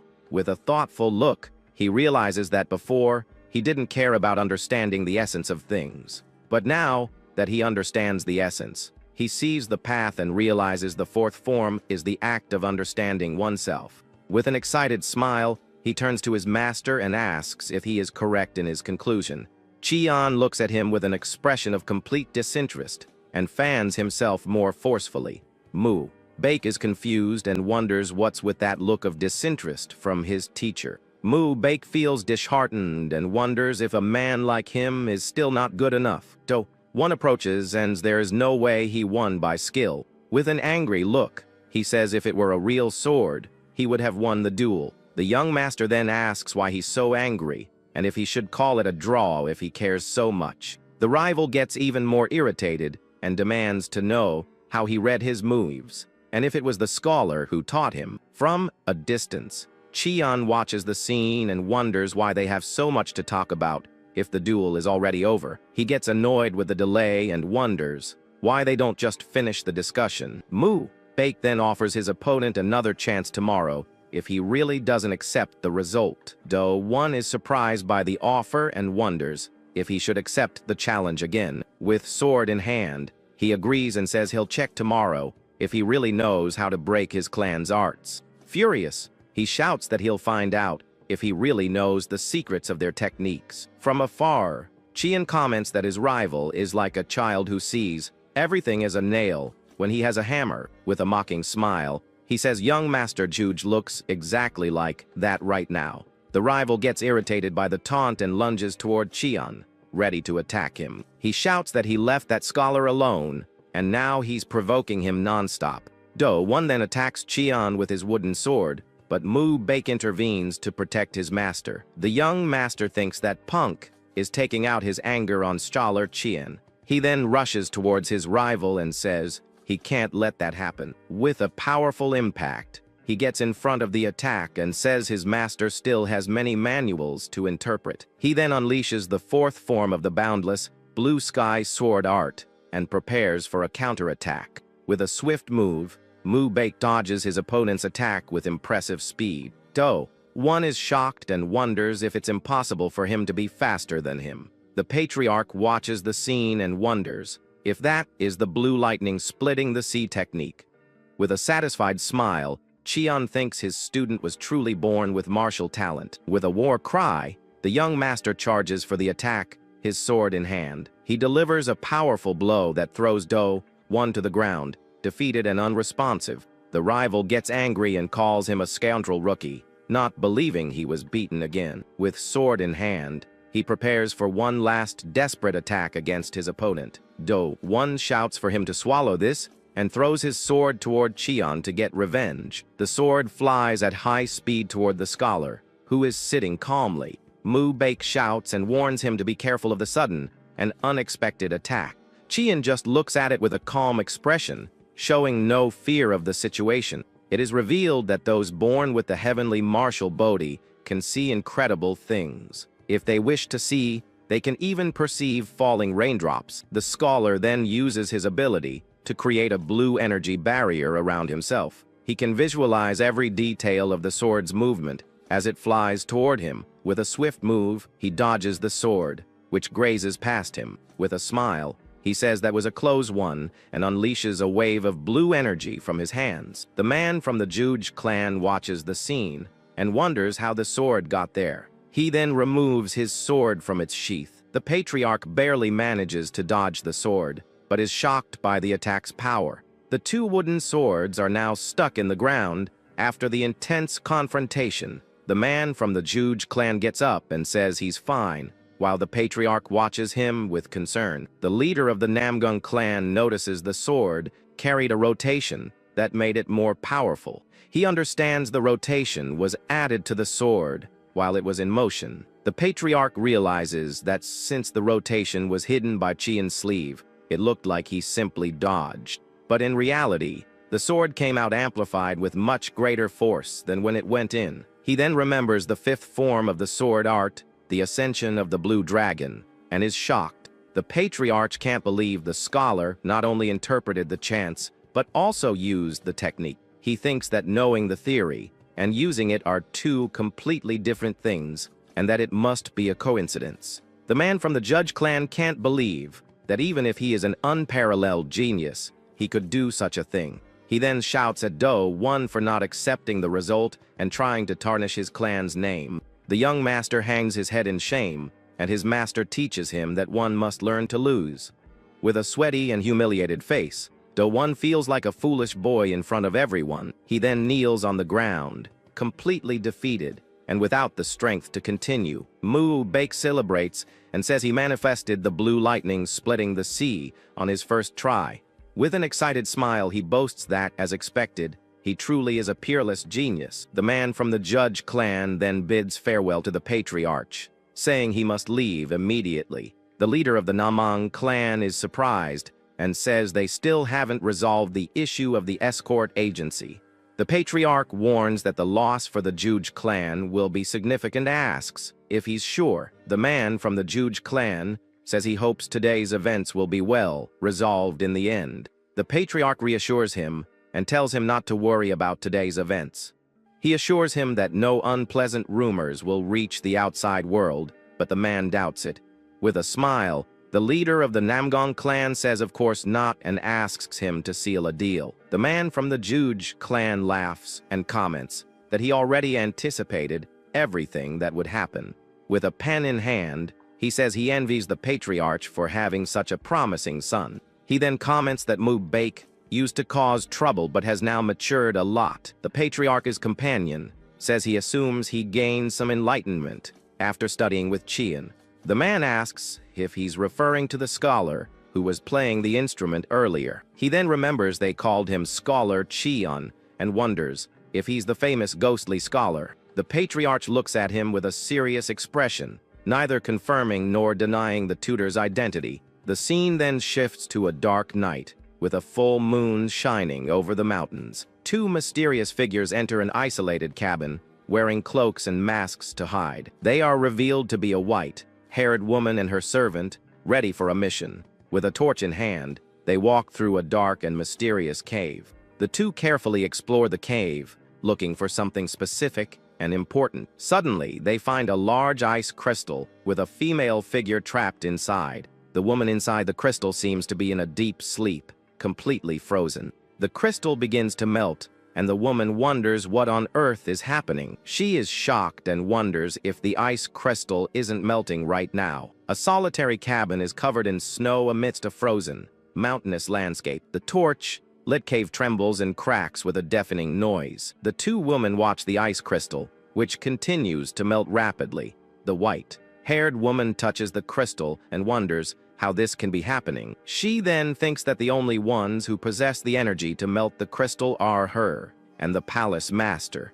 The servant asks if with the awakening of the glacial holy body, they will be able to reclaim the ice palace. With a determined look, the woman replies, of course, as they will have the necessary power. She explains that the glacial holy body possesses abilities far greater than the third guardian knows. Back in the garden, the patriarch observes the man from the Juge clan approaching Chin. He then asks if his name is really Scholar Chien, and the tutor confirms respectfully. The man says a scholar of his caliber shouldn't waste time in a martial family. With a smile, Chien thanks him for his words, but says he still has work to do there. The man insists and asks him to go to his clan and do something about Do, one who is causing trouble. He then tries to tempt him with an offer of higher pay, saying his clan knows how to treat a scholar. Suddenly, a shadow appears, and the man from the Juge clan is surprised to see the patriarch. The leader of the Namgong clan says that would be difficult,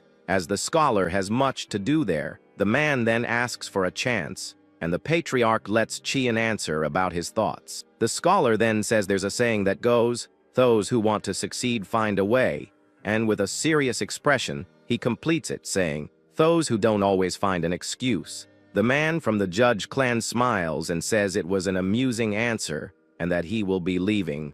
With a furious shout, the man from the Juge clan calls his men to leave. His followers reply yes, and that the meeting is over and they are departing. With a sigh of frustration, he turns and leads his retinue out of the Namgong clan. The two clans bid farewell, and the Juge clan's delegation leaves after the duel. The patriarch comments that people who know nothing about Scholar Chien are just being greedy. He then thanks the tutor and says it's thanks to him that his youngest son now acts like a human being. With a smile, Chien says the young master is like steel that needs to be hammered with praise. The leader of the Namgong clan agrees and says he will keep that in mind when dealing with his son. The scene then shifts to a bustling market with various stalls and people walking around. The courtesan and her attendant walk through the market while being watched by cloaked figures. The young musician seems distracted, and her mistress gets her attention with a touch. The courtesan asks if Scholar Chien's performance is stuck in her head. With a smile, the attendant says that even in the pleasure pavilion, where she has heard many melodies, she says she has never heard a song like the scholar's, and that it was a unique experience. The courtesan agrees and says that even she couldn't escape the lingering feeling of the music. The attendant then feels something strange and stops, suddenly with a worried expression. Suddenly, a group of cloaked female warriors passes by them with a powerful aura. The young musician asks her mistress if some martial artists just passed by them. The courtesan confirms and says they looked like female warriors, but doesn't understand why she's asking. She then questions if she has bad memories of martial artists as the two cloaked figures watch them. The two cloaked figures walk down a deserted street while being watched by a man. The elder of the North Sea Ice Palace, Yuyak Rip, asks if that is the young master's heady-out. Her attendant confirms and says yes, that is their secret heady-out. She then reveals that the third guardian, Chi Young, is acting as the owner of the place.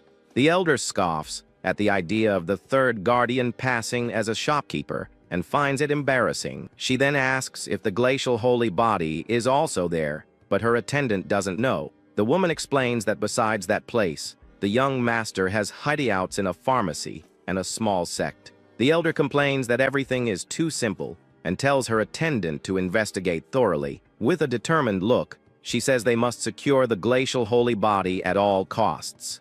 The scene then shifts to a sunny day with birds flying over the rooftops of a palace. In his quarters, Chien prepares for the day, tying his hair with a ribbon. He then puts on his robe with a serious and thoughtful air, preparing for another day. With a calm expression, he finishes getting dressed, ready to face the challenges to come. Suddenly, the servant appears and says he was right and that the master was there. The young master then asks if the rumors are true about him not being a martial artist. He wonders how a scholar can have such a fit body and possess martial skills. Mu Baek then remembers the rumors that he is a secret weapon created by the Murim Alliance. Chien is confused and wonders what they are talking about with those rumors.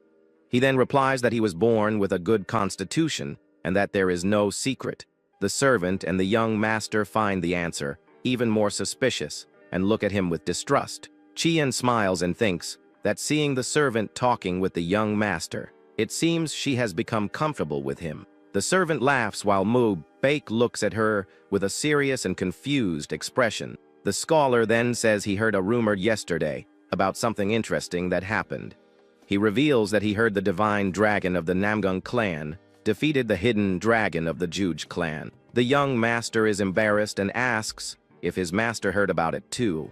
Chien then says goodbye, saying he has an appointment with the patriarch and needs to go. Mu Baek and the servant are silent for a moment, watching the scholar walk away. The young master has a worried and speechless expression at his master's departure. He then runs after Chien and asks him to wait a moment as he needs to talk to him. The scholar stops and turns to his student, asking if he understood what he said. The young man says that since it's the first favor his mother has asked of him, he is telling him about it. He then reveals that he personally doesn't recommend his sister, as she has a terrible temper. Chien smiles and deduces that the lady is considering a marriage between her sister and him. Mu Baek confirms and says that if his father asks him about the marriage, he should say he has no intention. The young man is silent for a moment with a serious and thoughtful expression. He then relaxes and says it would be weird to have Scholar Chien as his brother-in-law.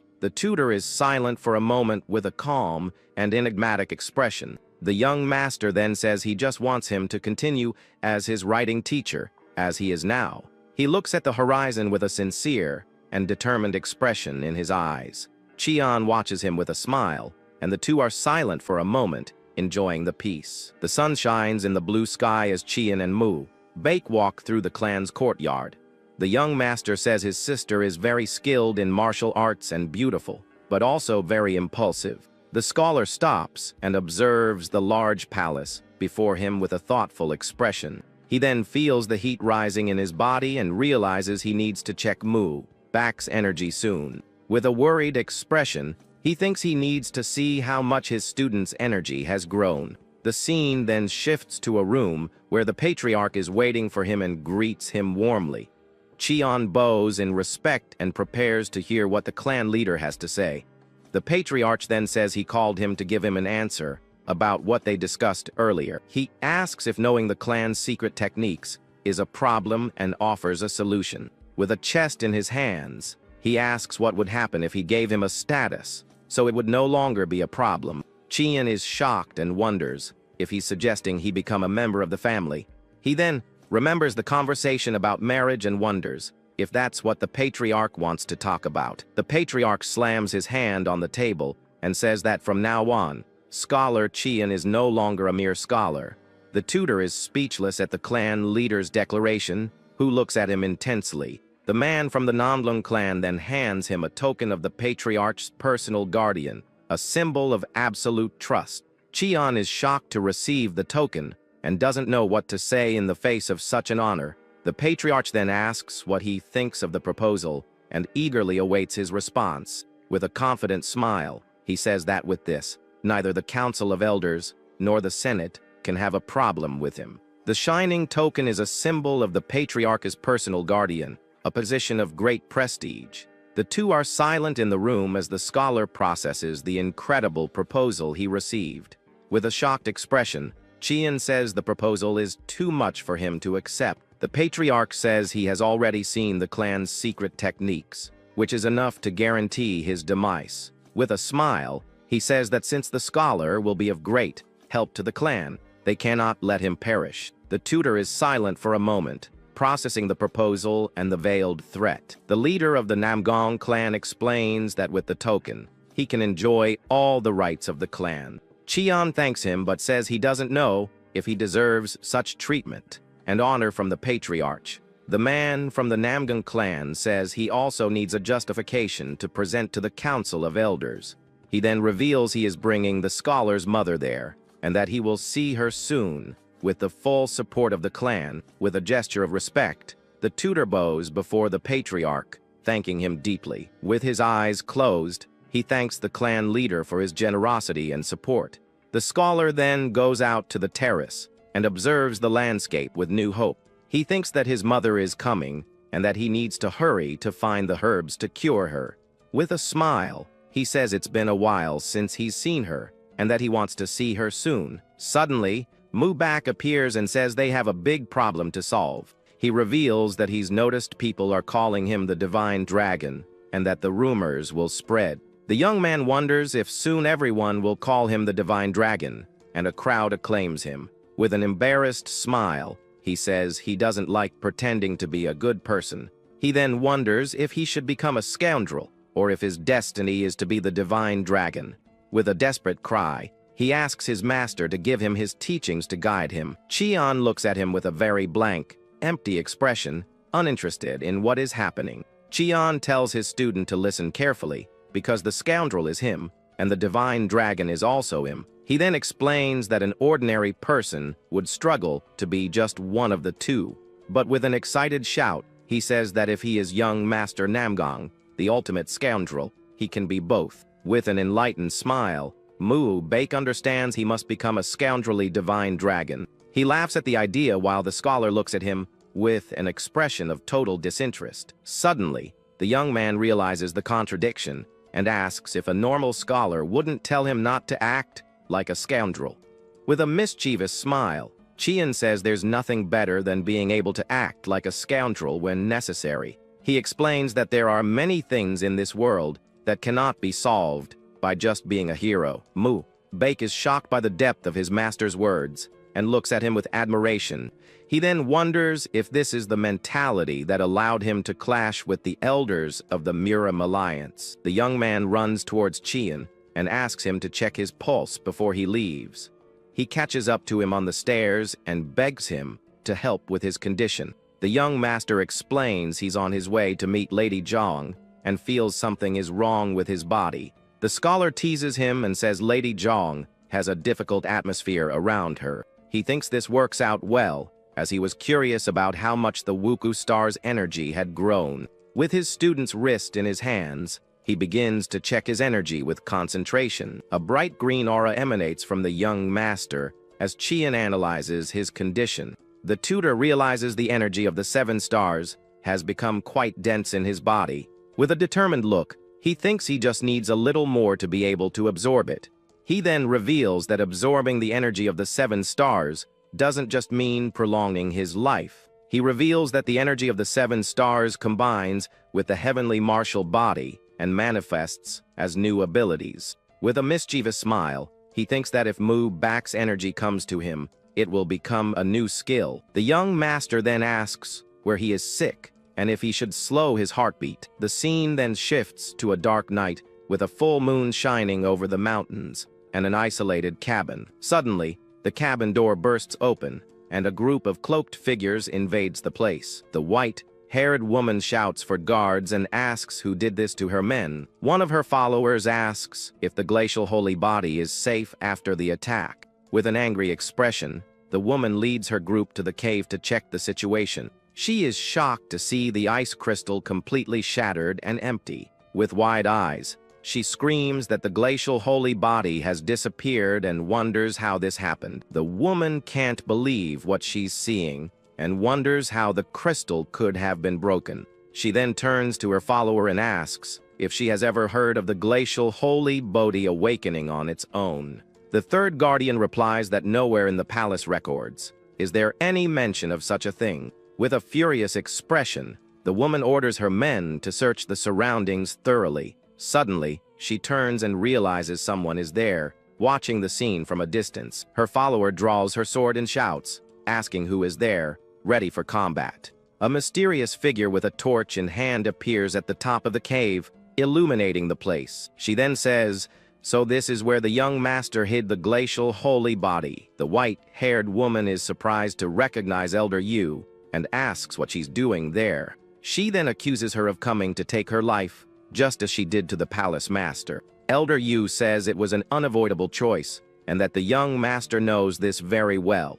She explains that the ice palace has always been managed by the master and the elders together. But the palace master made the mistake of trying to eliminate the elders' faction, and they just responded. The white-haired woman accuses her of bringing in the blood cult and asks if the palace has improved because of it. The two groups face each other in the cave, with tension rising every second. The elder then demands that she hand over the glacial holy body without hesitation. She says the glacial holy body belongs to the ice palace and not to her individually. The young mistress looks at her angrily and asks if she plans to offer it to the blood cult as well. The elder and her followers prepare for battle, ready to take what they want by force. She then says the blood cult will serve as a stepping stone for them to enter the Jingyu. The elder reminds her that she doesn't have much time left to live and asks if she has found someone to extend it. She then wonders how long they must live burdened by such a cruel fate. The white-haired woman and her follower watch the elder with serious expressions. The elder declares that they must go to the Jingyu and overcome their fate, turning the palace into a pillar of the Murim. But the young mistress shouts no, and that the palace only has value when it remains in the North Sea. With a furious look, she refuses to follow the elder's plans for the palace's future. The elder accuses her of having an even more archaic way of thinking than the previous palace master. She then says that for the sake of their disciples, even if they have to take her life, they will enter the Murim. With a furious shout, she demands that the young mistress hand over the glacial holy body immediately. The elder unleashes an explosion of blue energy, preparing for a devastating attack. The wave of blue energy spreads through the cave with overwhelming power. The white-haired woman and her followers are caught in the explosion of energy. Their reflections are seen in the ice fragments that fly through the air after the attack. The elder is surprised and wonders what those ice crystal fragments are. The young mistress accuses her of having melted the glacial holy body with her attack. She glares at her with an expression of pure rage and disbelief at the situation. The white-haired woman then reveals that the glacial holy body awakened on its own and disappeared. The elder is shocked and says that's absurd and can't be true. She runs toward the broken crystal and can't believe the glacial holy body could have awakened on its own. The elder examines the crystal and wonders how it could have awakened by itself. She then looks at the remains of the crystal and wonders if it really melted from the inside out. The young mistress says they were just trying to understand the situation when the elder arrived. The elder gets angry and asks why on earth she brought the glacial holy body to this place. The white-haired woman accuses her of being the culprit and asks if she thought about the disaster if it falls into the cult's hands. The elder shouts that she wouldn't hand over the glacial holy body to the cult, and that it's a misunderstanding. She then says that now they need to find the glacial holy body as quickly as possible. The elder orders her men to search around the mountain fortress for the glacial holy body. Her followers reply yes, and prepare to start the search immediately. The young mistress then tells her follower that they also need to mobilize all available personnel. With a look, she says they can't be slower than the elder, and that they need to find it first. In a restaurant, a steaming ball of noodles waits to be eaten. Qian is sitting alone at a table, enjoying his meal calmly and peacefully. He comments that the broth has become more refreshing, and the salty flavor has improved, making the food delicious. The restaurant owner appears and thanks the scholar, saying the number of customers has doubled. The tutor smiles and says he flatters him, but wonders where his noodles are. Suddenly, he realizes his bowl is empty and wonders where his food went. He then looks around and sees a small, mysterious figure hiding behind a column. The figure is revealed to be a young, white-haired girl, voraciously eating his bowl of noodles. Cheon clears his throat with his arms crossed and wonders who this cheeky kid could be.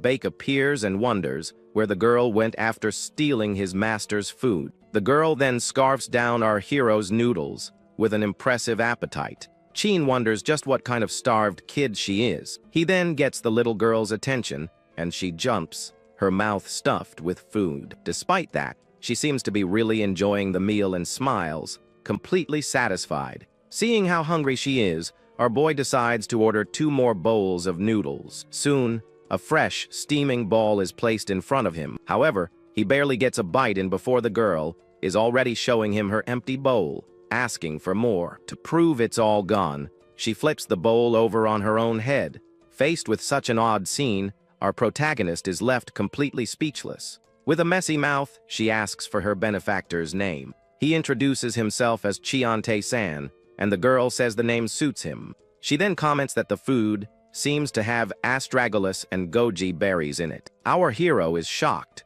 as she nailed the dish's secret ingredients. Cheon then asks for her name, but the girl can't remember a thing. Our protagonist stares at her for a moment, trying to make sense of the situation.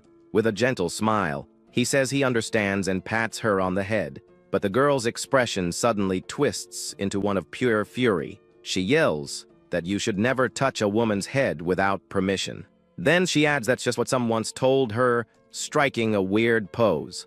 Our boy then reflects that she is definitely not your average kid. The girl then says she can't remember anything about herself, but she knows about other stuff. Then, she points to her own head with a very serious look. Annoyed, she stomps her feet on the ground and yells that she really doesn't know anything. Right after, she smiles, thanks him for the food, and says she's gotta go. Our hero is confused, wondering if she's just going to up and leave like that. So, Cheon asks if she has a place to stay, and the girl looks at him, surprised. With a strange smile, she says that a man invited her to go with him. She thanks him again and leaves, while our protagonist watches her go. The owner of the place approaches, worried, and asks if it's a good idea to let her go. He says there are rumors of kidnappers selling kids in the region. Outside, a suspicious man approaches the girl, who was walking alone. The man then grabs her wrist tightly, but the little girl refuses to go. She even complains that he stinks and angrily tries to pull away. With a disgusting grin, the man threatens to hurt her if she keeps resisting. Our hero then appears and asks why they don't just let her go. The kidnapper gets angry and tells the scholar to mind his own business. Cheon replies that the world's really gone down the drain when people are snatching kids in broad daylight. The man denies everything and says he was just trying to help a poor orphan on the street. Now there are 2 men surrounding the girl as Cheon observes the scene. Our hero then says that the orphan is actually his younger sister. The kidnapper doubts him and calls him a bold-faced liar, but the girl plays along and calls our hero Big Brother. The men then get ticked off and decide to rough him up for sticking his nose where it doesn't belong. One of the goons rushes forward to try and punch our protagonist. However, Cheon dodges his punch with impressive ease. Right after, he takes the man down, who face plants right on the ground. Seeing this, the leader of the thugs tells all his men to attack at once. Suddenly, a man appears and asks what all this racket is about.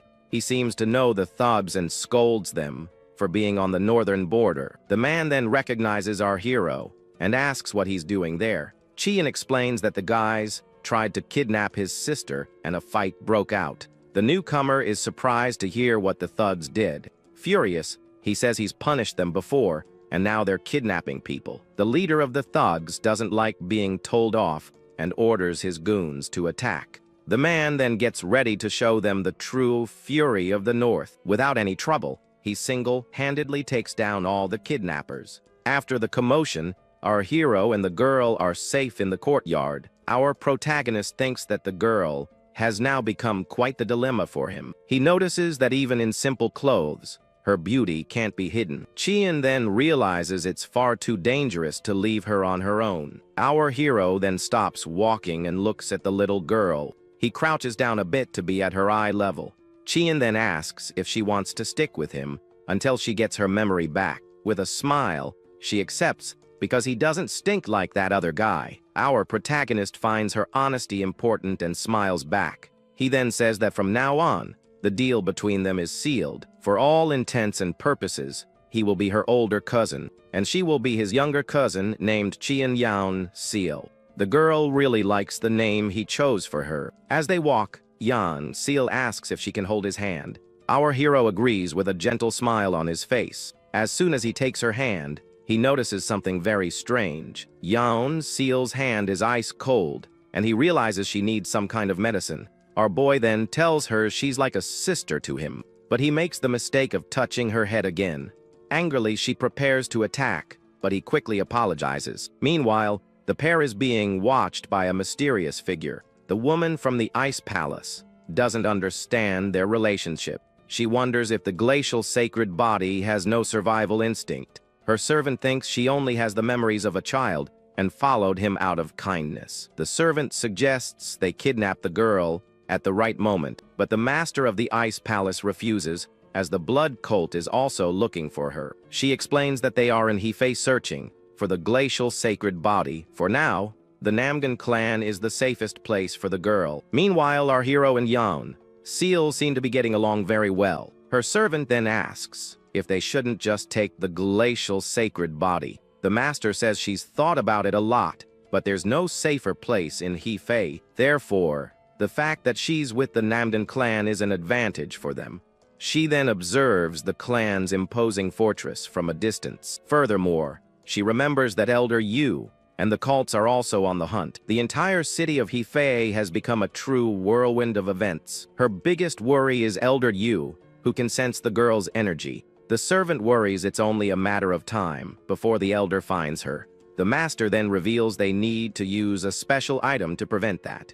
Her follower recognizes the purified ice crystal on the table. With the crystal's energy, they can deceive Elder Yu and buy some time. But the servant is worried, as her master cannot absorb the sun's energy. The master of the Ice Palace knows that using the crystal will shorten her life. The servant becomes frantic and asks what she's talking about. She then says her duty is to protect her master at all costs. The master of the Ice Palace then tells her servant to stop worrying. She fears the cults will invade the clan and steal the girl that very night. This possibility leaves her follower completely shocked and speechless. The servant then apologizes and says she will prepare a fake body to deceive them. As the young woman leaves, the master thanks her for her loyalty and care. The scene then takes us to Cheon, Tae-san's new residence in the Namgan clan. Yaon Seal is amazed by the size of the house and runs around excitedly. She even rolls on the floor,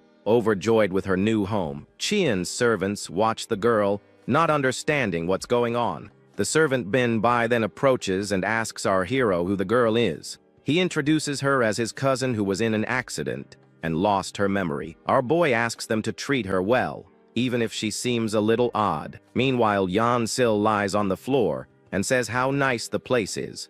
Bin Bai comments that the young lady is beautiful and will capture many hearts in the future. Chin then asks her to help Yaon Seal take a bath and buy some clothes. The servants remind him that he doesn't have to pay for anything, being part of the clan. Bin Bai gets excited because the elder ordered them to fulfill his every wish. Our protagonist then tells her to keep the money for whatever she needs. Later, our hero and Yaon Seal sit together in the courtyard to relax. The girl looks very happy and excited in her new clothes and with her new life. With a smile, Yaon Seal says she really likes it there and that the place smells good. Our hero is happy to see her so cheerful after everything. Next, he asks for the girl's hand so he can check her pulse. As he injects his spiritual energy, he notices her hand is very cold. Suddenly, the energy flows in a completely wild and uncontrolled way. Our protagonist then wonders if she might not have any meridians at all. The energy then simply vanishes inside the girl's body without a trace. Chien then pulls his hand away, realizing that's not it at all. He understands that her meridians are so wide that he can't feel them, because if they're that massive, not even his energy can detect them. The girl then glows with a powerful aura and smiles innocently.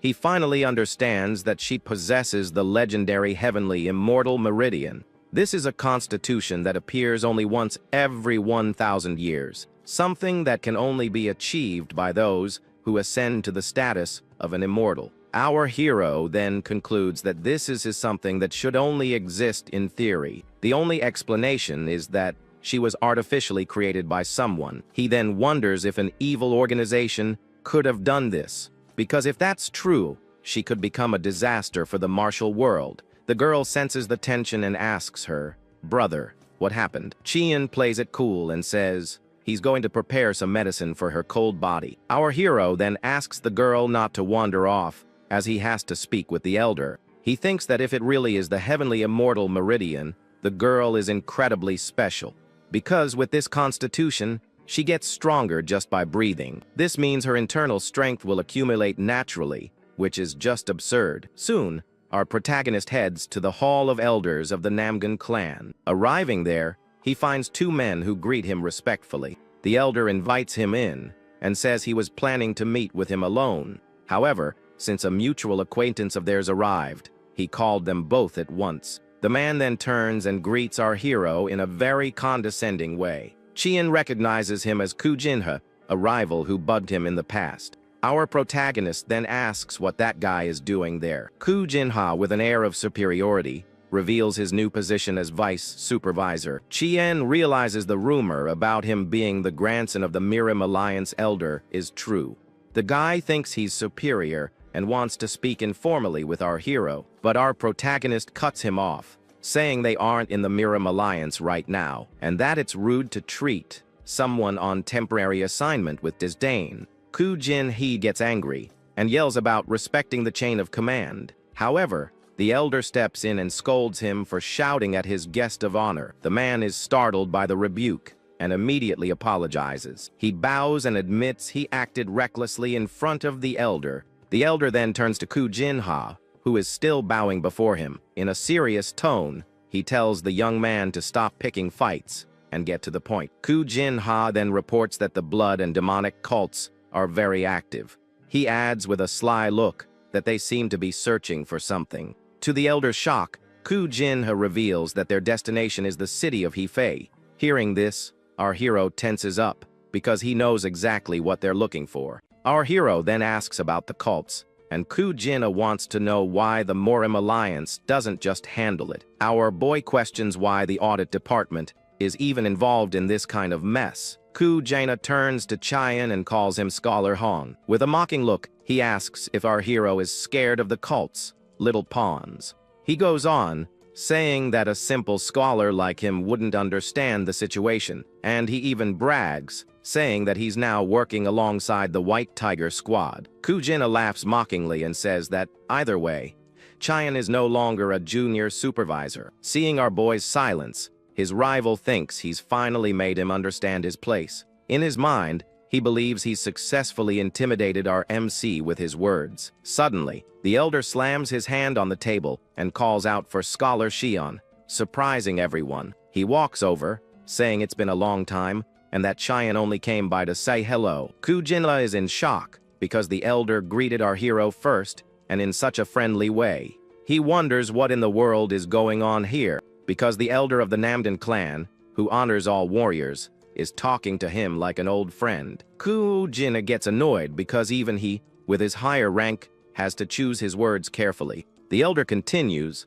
saying he'd like to see our hero around here more often. With a smile, Chien replies that he has other business but promises to visit more. Before leaving, he turns to Ku Jinha and calls him Junior Supervisor. With a wicked grin, our protagonist says his goodbyes, telling him they'll see each other soon, and so Ku Jinha is left behind, absolutely furious and humiliated by the whole situation. Leaving the room, our hero complains that because of that little pest, he couldn't have a proper conversation with the elder.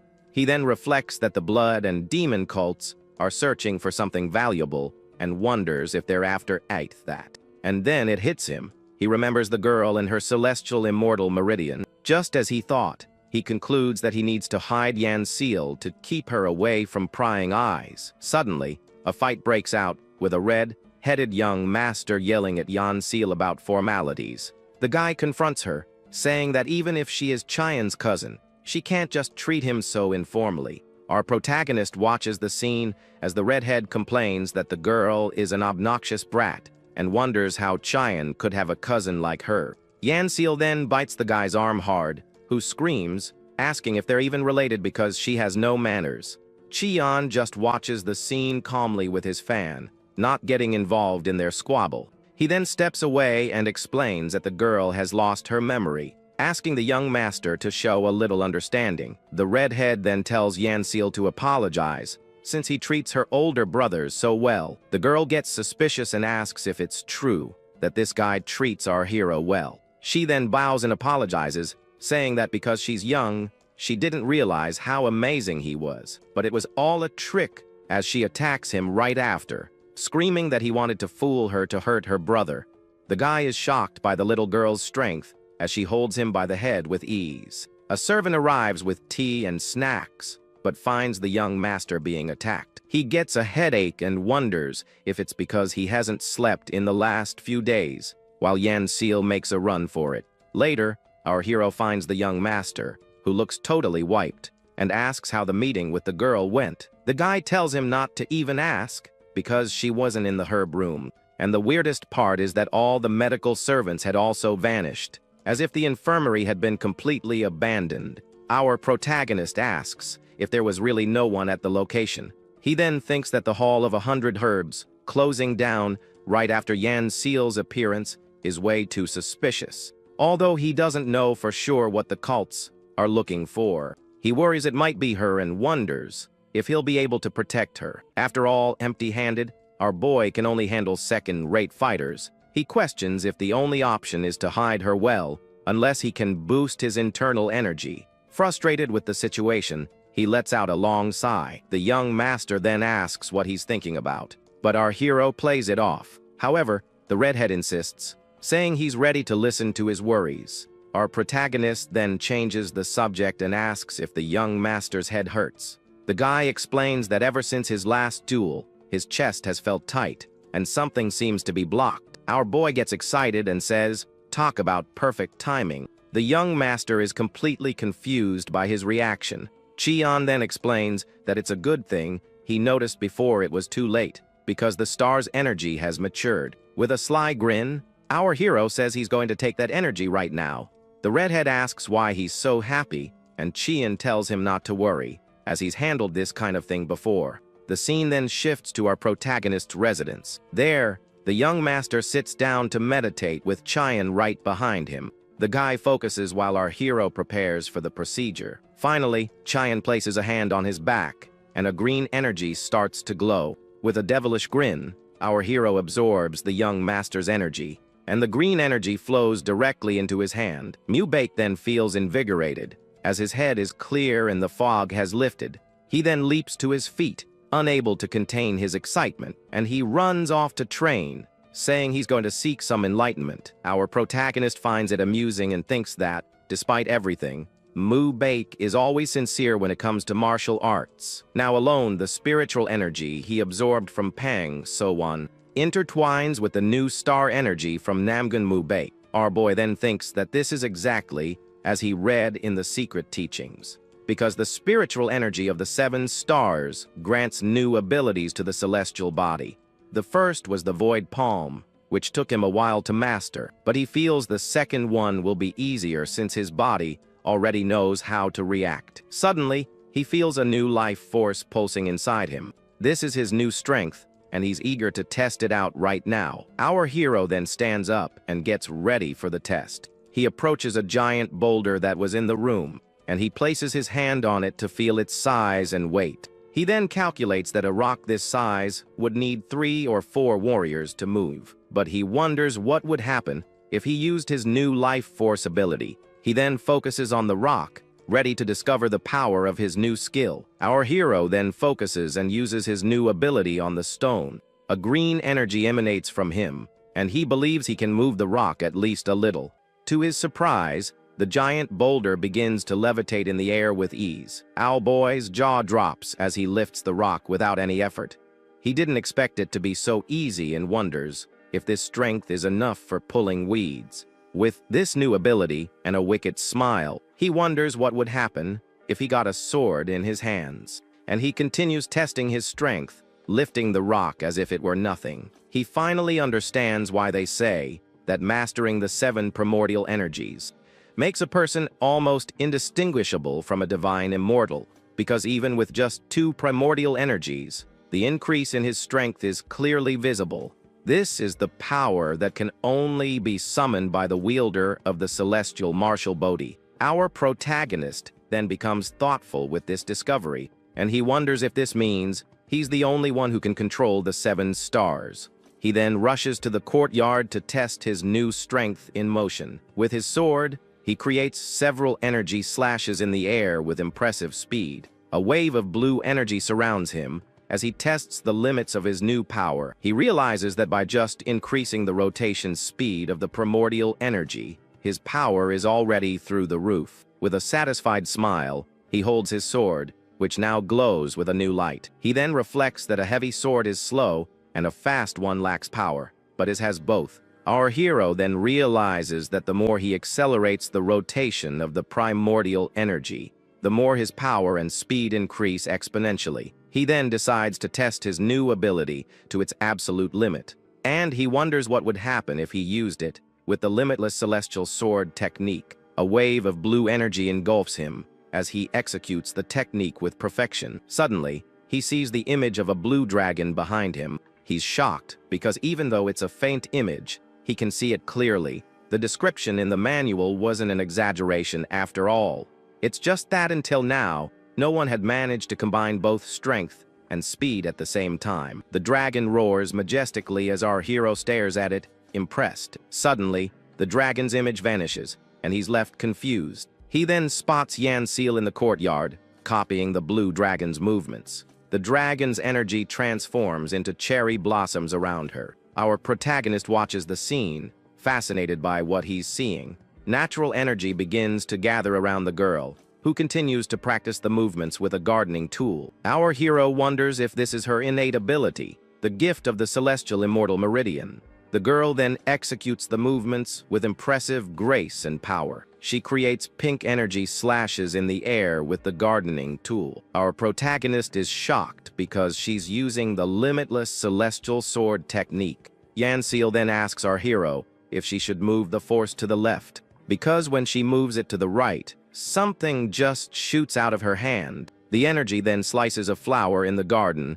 with impressive precision. Our protagonist just watches the scene in silence. The girl then gets confused by what happened and wonders what she did wrong. She then decides to try moving the force to the left again. Our hero yells for her to stop as she executes the movements with incredible speed. He then crouches down in front of her and observes her closely. Our protagonist thinks that he was born with the celestial martial body and has incredible skills, but her gift surpasses all of his talent because she skips the entire interpretation process and learns just by watching him. An astounding talent. He approaches her, still in shock from what he just witnessed. He then realizes that if the great schools and the 5 noble clans find out about her, the demonic cults will want to implant their demonic and dark arts into her. And if she masters those arts, an absolute ruler of evil will be born, one that no mortal under the heavens could even imagine. Our hero then takes the tool from her hand with a serious expression.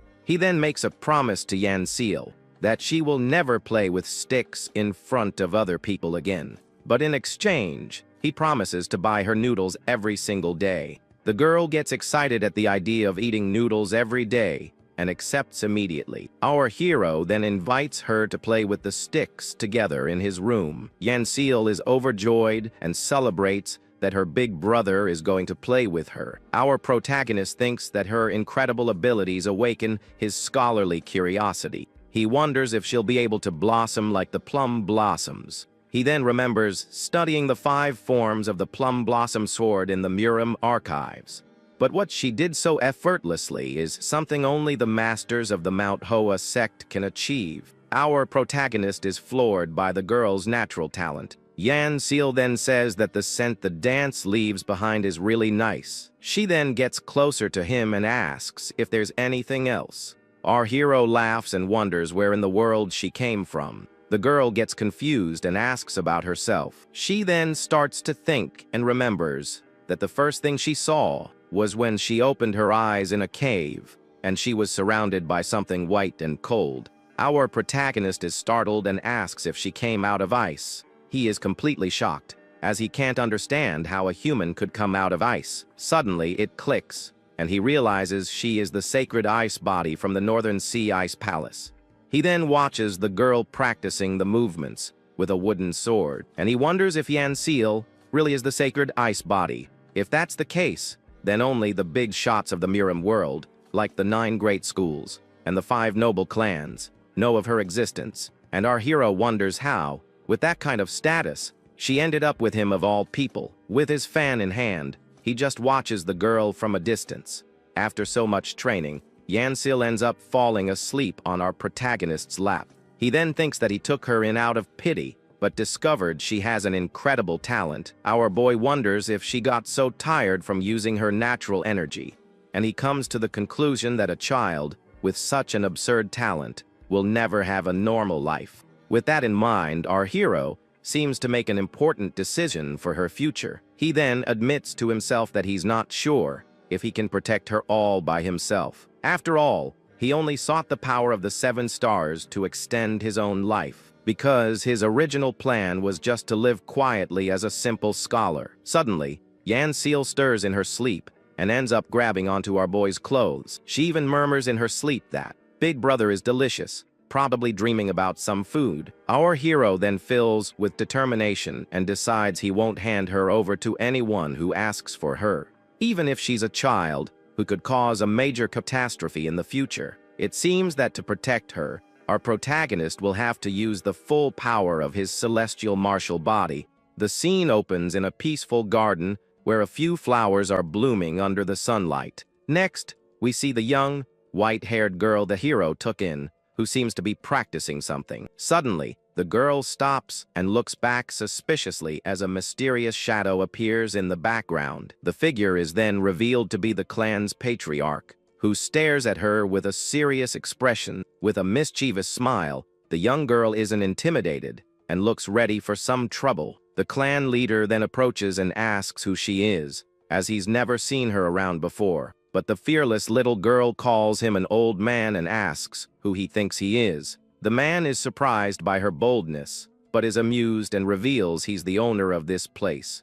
In a panic, the girl shouts, thinking he's come to collect rent from her older brother. The patriarch is confused and asks who this brother is, and she shouts our hero's name. At this, the man understands the situation but finds it odd, as he didn't know the scholar had a sister. The young girl then introduces herself as Yan Seal and asks for the old man's name. With that, the clan leader formally introduces himself as Namgunhak. The little girl is shocked to hear the name and asks if he's the strongest old man there is. The man laughs at the compliment and modestly replies that there are more powerful people than him. Just then, the protagonist arrives with an acquaintance who asks the patriarch what he's doing there. The newcomer explains that he was going to see the scholar, but got distracted talking with the young lady. The hero then apologizes and says she's his cousin who lost her memory in an accident.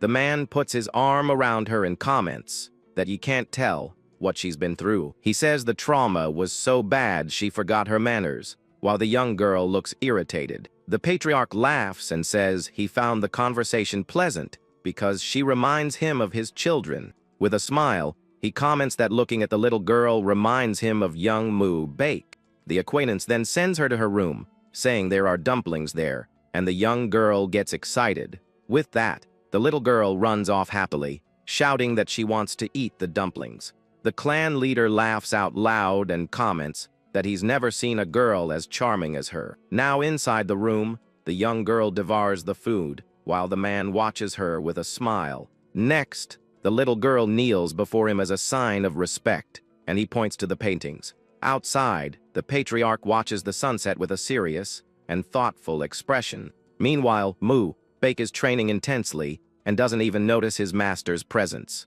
The clan leader thinks it's good that the young man is so focused and decides to watch his progress. The young master executes the sword movements with impressive speed and concentration. He then unleashes a powerful wave of green energy from his sword with a swift strike. The energy surges forward with incredible force and converges on a single point in front of him. The patriarch notices that his son's movements have become much more fluid and precise. The young man continues his training with spins, creating a whirlwind of energy around him. The energy then takes the form of ghostly hands that move at his will. The clan leader is shocked because his son is combining the celestial sword with 3 palms. The man then realizes this is the 6th form, the twin dragons that crush mountains.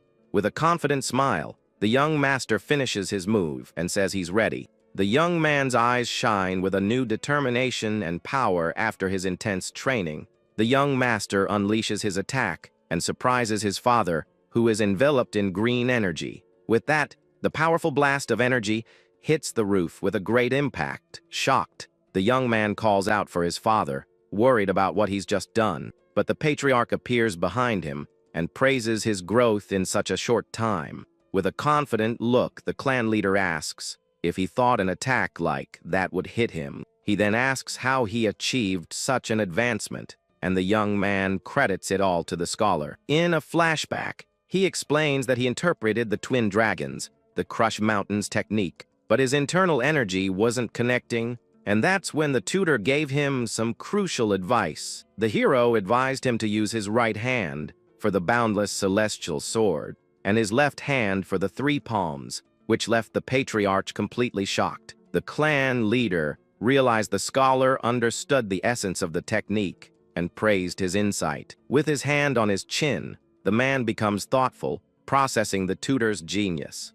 The young master then asks his father if there's any problem with his advancement. The patriarch replies no and says that he seems to have already mastered the intermediate level. But he warns that for the next stages, theory alone won't be enough. The young man repeats his father's words with a determined look, thinking about what's to come. The scene changes to an official reporting that demonic cults are active in the region. The clan's demon subjugation squad has already started hunting them, and Bake will be joining them. Meanwhile, the hero wonders if it wouldn't be safer to teach the girl martial arts.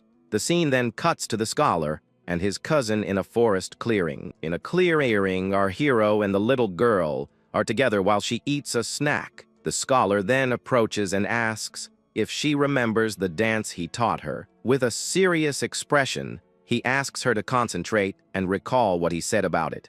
Still eating, the young girl replies that it's a secret dance so other people don't catch her. He then pinches her cheeks and asks if she should show it to others, and she shouts no. With a smile, the young man agrees, saying that's exactly why she can't show it to anyone. Suddenly, we see someone's feet land hard on the ground, kicking up a bit of dust. The scholar then leaps onto a tree branch, and the girl watches him from below. From up there, with a smile, he challenges her to show him the dance she learned. With her mouth still full of food, the little girl agrees and gets ready to show off her skill. She then performs the boundless celestial sword, moving with impressive speed. This is one of the 10 great sword arts, and the girl with no memory has mastered it perfectly. The young girl circulates her natural Kwai, surpassing decades of training, and raises the gleaming sword. Just like her, the hero also uses his spiritual energy to reveal the sword art. In just a few days, they reached a level a master wouldn't achieve in a lifetime of training. With this, the scholar thinks that if he focuses, he can become #1 in the world. The little girl then stops for a moment and gets into a combat stance with her wooden sword. But suddenly, our hero is struck on the head in a surprise attack from behind. A mysterious figure appears with glowing eyes and a sword that emanates a powerful energy. At this, the attacker fires a beam of energy that shoots across the clearing and hits a boulder. The little girl stands confused in the middle of the clearing, not understanding what just happened. With that, our hero approaches and says he warned her to be more careful. The boulder that was hit by the energy beam is now in pieces scattered across the ground. He explains that if she leaves a trail, bad people might find them, and the girl gets furious. The scholar then invites her to eat noodles, and she excitedly accepts, asking for dumplings too. They then go on their way, talking about her love for dumplings. The scene changes to night, and we see figures moving silently across the rooftops. Someone uses the 9 phantoms of the underworld steps technique to move unnoticed. It's revealed to be the protagonist, using an art he found in the Murim Alliance library. He explains that this technique manifests a ghostly ki and was once used to spread terror. Because it's similar to spiritual energy, the scholar thinks it's a perfect match for him. He then sneaks into a location and confirms that Lady Jian is not at the clinic. As Master Namgun said, our hero finds the whole situation extremely suspicious and remains on high alert. He decides he needs to uncover her true identity and starts looking for clues. Suddenly, he hears a noise and turns around, startled, realizing he's no longer alone. 2 men are carrying an unconscious girl and rushing to flee the scene. They tell the young lady to hang in there, while the scholar watches everything from the shadows. Moments later, the 2 men are seen on the ground, completely defeated. A warrior is shocked to see the scene and didn't expect the blood cult to act so quickly. A white-haired woman then recognizes the 3rd guardian, Iwan, next to another girl. The white-haired woman comments that the other girl passed out from exhaustion.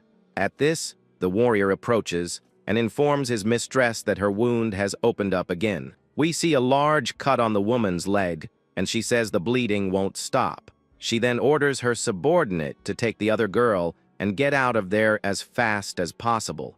But the warrior becomes desperate and asks what she's saying, as he won't abandon her. In her thoughts, she reveals that her time is running out and that the blood cult is after them. Desperate, the man shouts that she needs to save herself and can't give up like this. With that, he promises he'll find the solar body and asks her not to talk about it anymore. The woman then says the priority is to find the sacred ice body in the Namgun clan. She explains they gave a crystal to Iwan to protect the body, but if she's caught, they'll know about the deception. From the shadows, our hero realizes they knew about Yansel and created a decoy to protect her. He then deduces that Lady Jian is actually from the North Sea Ice Palace. At that moment, a shadowy figure appears before the 2 injured warriors on the ground. The warrior and the white-haired woman are shocked to see the figure approaching. The man then removes his mask and reveals himself to be the scholar Qian, leaving them stunned. The woman and her subordinate get up, startled, and ask if he heard their whole conversation. With a simple nod, our protagonist confirms he heard every word. She's impressed, as she didn't sense his presence, and says the rumors about him are true. A blue aura surrounds him as she calls him the secret weapon of the Murim Alliance. With a serious look, she says he must be a master who surpasses the 1st class level. The warrior is shocked and gulps in the face of this revelation about the scholar's power. The white-haired woman agrees and says she knows he's already protecting the ice body. With that, she asks him to take the other girl with him, as it's the only way to protect her. But our hero refuses the offer, leaving the woman surprised and confused by his attitude. She then pressures him, saying the enemies will arrive at any moment, and he needs to flee. The scholar reveals they've already arrived, and that he'll take care of everything himself. At this, the warrior draws his sword and shouts that it's impossible for him to do it alone. Suddenly, members of the blood cult emerge from the shadows, ready to attack. One of the enemies stares at our hero with red eyes, showing he's a master. The white-haired woman watches the scene with a serious and worried expression. Her subordinate also faces the enemies with a tense look, prepared to fight. The scholar notices that besides the masters, there are also top-level experts in the group. The hero smiles and insists he can't grant her request right now because he has other plans. She warns him again that the enemies are coming and that he needs to take E1 and run. But he calmly points out that it's already too late and that he will resolve the problem himself. The warrior draws his sword again and shouts, that this is an impossible task for just one man. The blood cult members appear in greater numbers, ready for battle. The protagonist faces the red eyes of the first class masters without showing any fear. The white-haired woman prepares to fight alongside her subordinate. The loyal warrior also gets in position to defend his mistress at all costs. Our hero then faces the blood cult members, who are high-level experts. He calmly walks toward the enemies and asks if this is their hideout. The white-haired woman is furious with his audacity and doesn't understand his attitude. Suddenly, a new enemy appears and introduces himself as the young master of the palace. At this, the woman questions him, asking why the blood cult wants the sacred ice body. With a sinister smile, the man replies that she's asking something she already knows. He explains that the sacred ice body is a perfect vessel that grants power over the world. A desolate landscape appears as he says the rumors about it are not for nothing. If the wielder learns their martial arts, she will become a powerful and invincible weapon. Our hero then concludes that she will become the perfect weapon for the blood cult. At this, the cult leader asks who the intruder is who dares to interfere with his plans. The scholar calmly replies that he's just a scholar who came to be treated for an illness. The man is furious with his audacity and wonders how a mere scholar dares to speak like that. He then orders his men to bring him over immediately, and they advance to attack. The warrior and the white-haired woman become desperate seeing the scholar in danger. He helps her up and says they need to take care of her injuries first, but she insists they need to help the scholar as he won't be able to win on his own. Suddenly, a giant demonic hand attacks the two warriors, who are shocked. The cult leader is surprised to see his attack being interrupted by someone. Our hero holds one of the enemies by the neck and stares him down with a defiant look. With a confident smile, he easily twists the enemy's wrist. The man then falls to the ground, defeated, while the others watch the scene in shock. The cult members charge forward furiously to avenge their fallen comrade. One of them attacks with a sword, but the scholar dodges with a quick move. Our hero then gathers golden energy in his hand and prepares to counterattack. With a precise strike, he hits the enemy's chest with devastating force. The man cries out from the impact and is thrown back, spitting up. Another enemy tries to attack him from above, but the scholar is ready to defend himself. His eyes glow with a golden light as he prepares to show his true power. With a quick move, he dodges the sword and prepares for the next strike. He then unleashes a powerful flaming kick that hits the enemy head on. The man cries out as he's hit and is sent flying away, his body covered in flames. Our hero's eyes glow with a golden aura as he continues to fight. The cult leader is shocked to recognize the great strength diamond palm of Shaolin. With a look of pure hatred, the cult leader glares at the scholar with contempt. Another enemy with sharp claws lunges forward to attack our hero without hesitation. He launches his claws like projectiles toward the protagonist, who prepares to defend himself. Calmly, the scholar opens his fan and gets ready to show his technique. He skillfully spins the fan, creating a whirlwind of energy that blocks the attacks. The hero then uses his fan to launch a powerful blast of energy at the enemy. The cult leader is in shock as he recognizes the technique and wonders if it's the fan of Kunlun. At this, a powerful blast of blue energy cuts through the air and hits one of the cult members. From the impact, the man is thrown backward as the trail of blue energy continues on. With a confident smile, our hero holds the fan he used for the attack. Now, the scholar is standing in the middle of several defeated enemies on the ground. With a smile, the cult leader seems to have understood the whole situation. He then remembers the young man using the great strength diamond palm of Shaolin, and he also recalls the use of the transparent fan of Kunlun during the fight. From this, he deduces that the young man must be a secret successor trained by the Murim Alliance.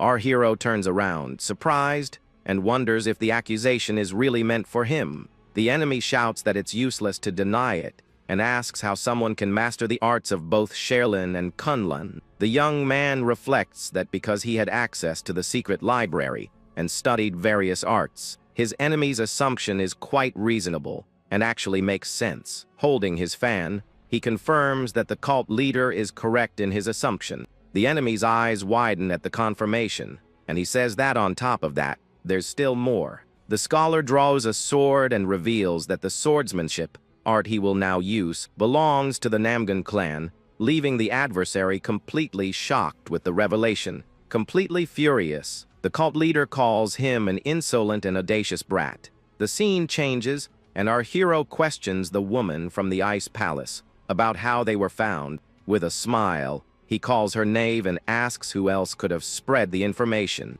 The white-haired woman realizes the Council of Elders is behind everything, and that the ice palace will fall. At this, the cult leader grips the hilt of his sword tightly, emanating a red aura. Our hero is surprised to see a blast of red energy fly past him. The enemy then reveals his sword, which glows with an intense red, and our hero is startled. This is one of the 18 swords of the Red Dragon, a weapon heated by internal energy. The sword art belongs to the Jansen sect and is known for its terrible reputation. Legend says that a student took down his master for this manuscript and joined the blood cult. With a smile, our hero recognizes the famous Red Dragon of Jansen. The adversary asks why he isn't begging for mercy since he's recognized him. The protagonist replies that he doesn't think the enemy is on such a high level. Furious, the cult leader calls him an audacious wretch and bares his teeth in anger. He then flies toward our hero, shouting that he's going to teach him some manners. The scholar's eyes glow with blue energy as he prepares for combat. His hand holding the sword is also enveloped in the same intense blue energy. The two warriors then collide in an epic clash of red and blue energies. The cult leader is shocked by our hero's strength, and his eyes gleam with rage. He notices the scholar seems confused and deduces that it's his first time fighting with spiritual energy. The battle continues with the two trading blows at high speed in the middle of the hall. The enemy wonders who this guy is who can fight on equal footing with him.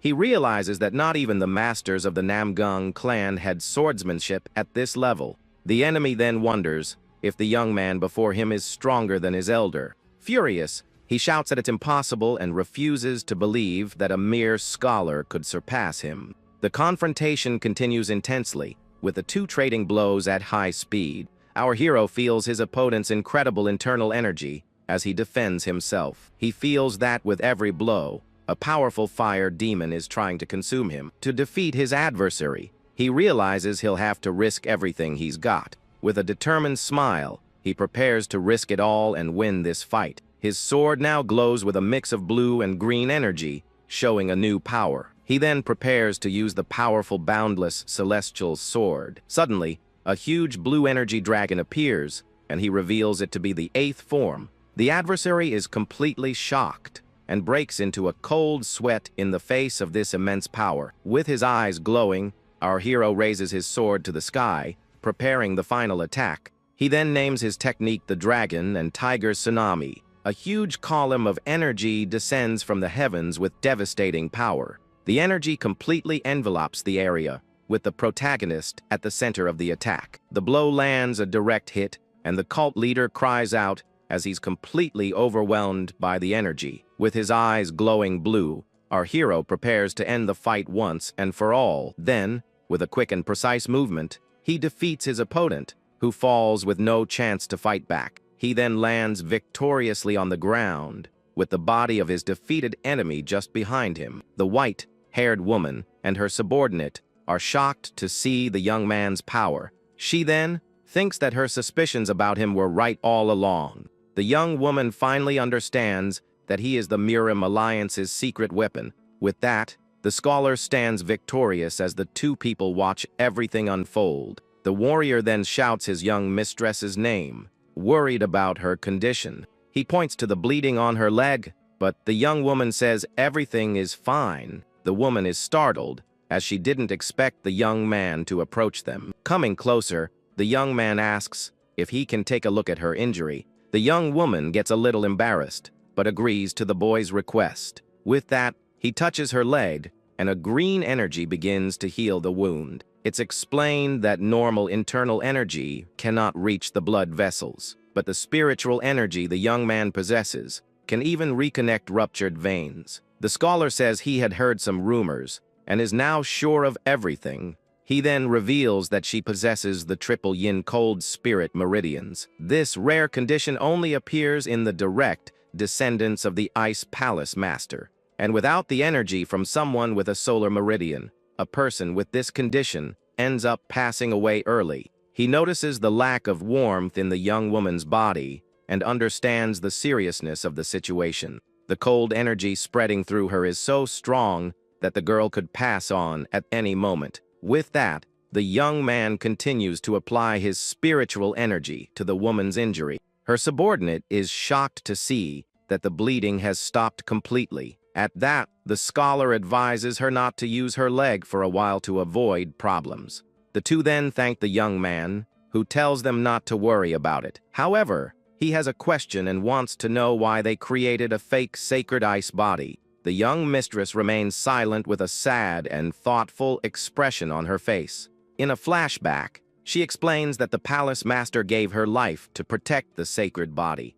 She believes that one day the girl will recover her power and become the new master of the palace. Our hero then understands that all of this is a kind of duty for them. He reflects that since she is the young mistress, the alliance would have cooperated fully. The guard then asks if the Murim alliance wouldn't also covet the sacred body. Besides the alliance, there are other dangerous organizations eyeing the little girl. The scholar says there is no other organization capable of stopping the blood or demonic cults. Therefore, the guard suggests asking the Namgun clan for protection, since the scholar is there. But the protagonist explains that the Nangan estate is very busy, and it would be difficult to guarantee her safety. The white-haired young woman agrees with the young man's point of view. So, he offers to ask the commander of the White Tiger Division for protection. With the help of the White Tiger Division, they could reach the alliance safely. The young woman then wants to know if,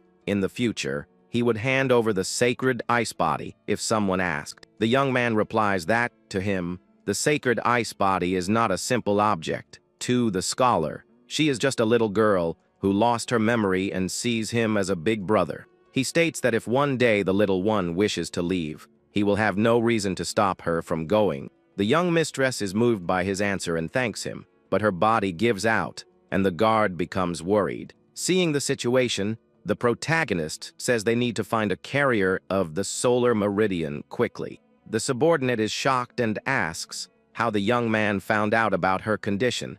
Our hero then explains that he discovered it when he checked the young woman's pulse earlier. With that, he hands over a golden token and tells the guard to go to a safe house to find the commander. The scholar says that in the meantime, he will accompany the young mistress to where the carrier of the solar meridian is. The guard is hesitant and asks how they can leave the young mistress alone with him.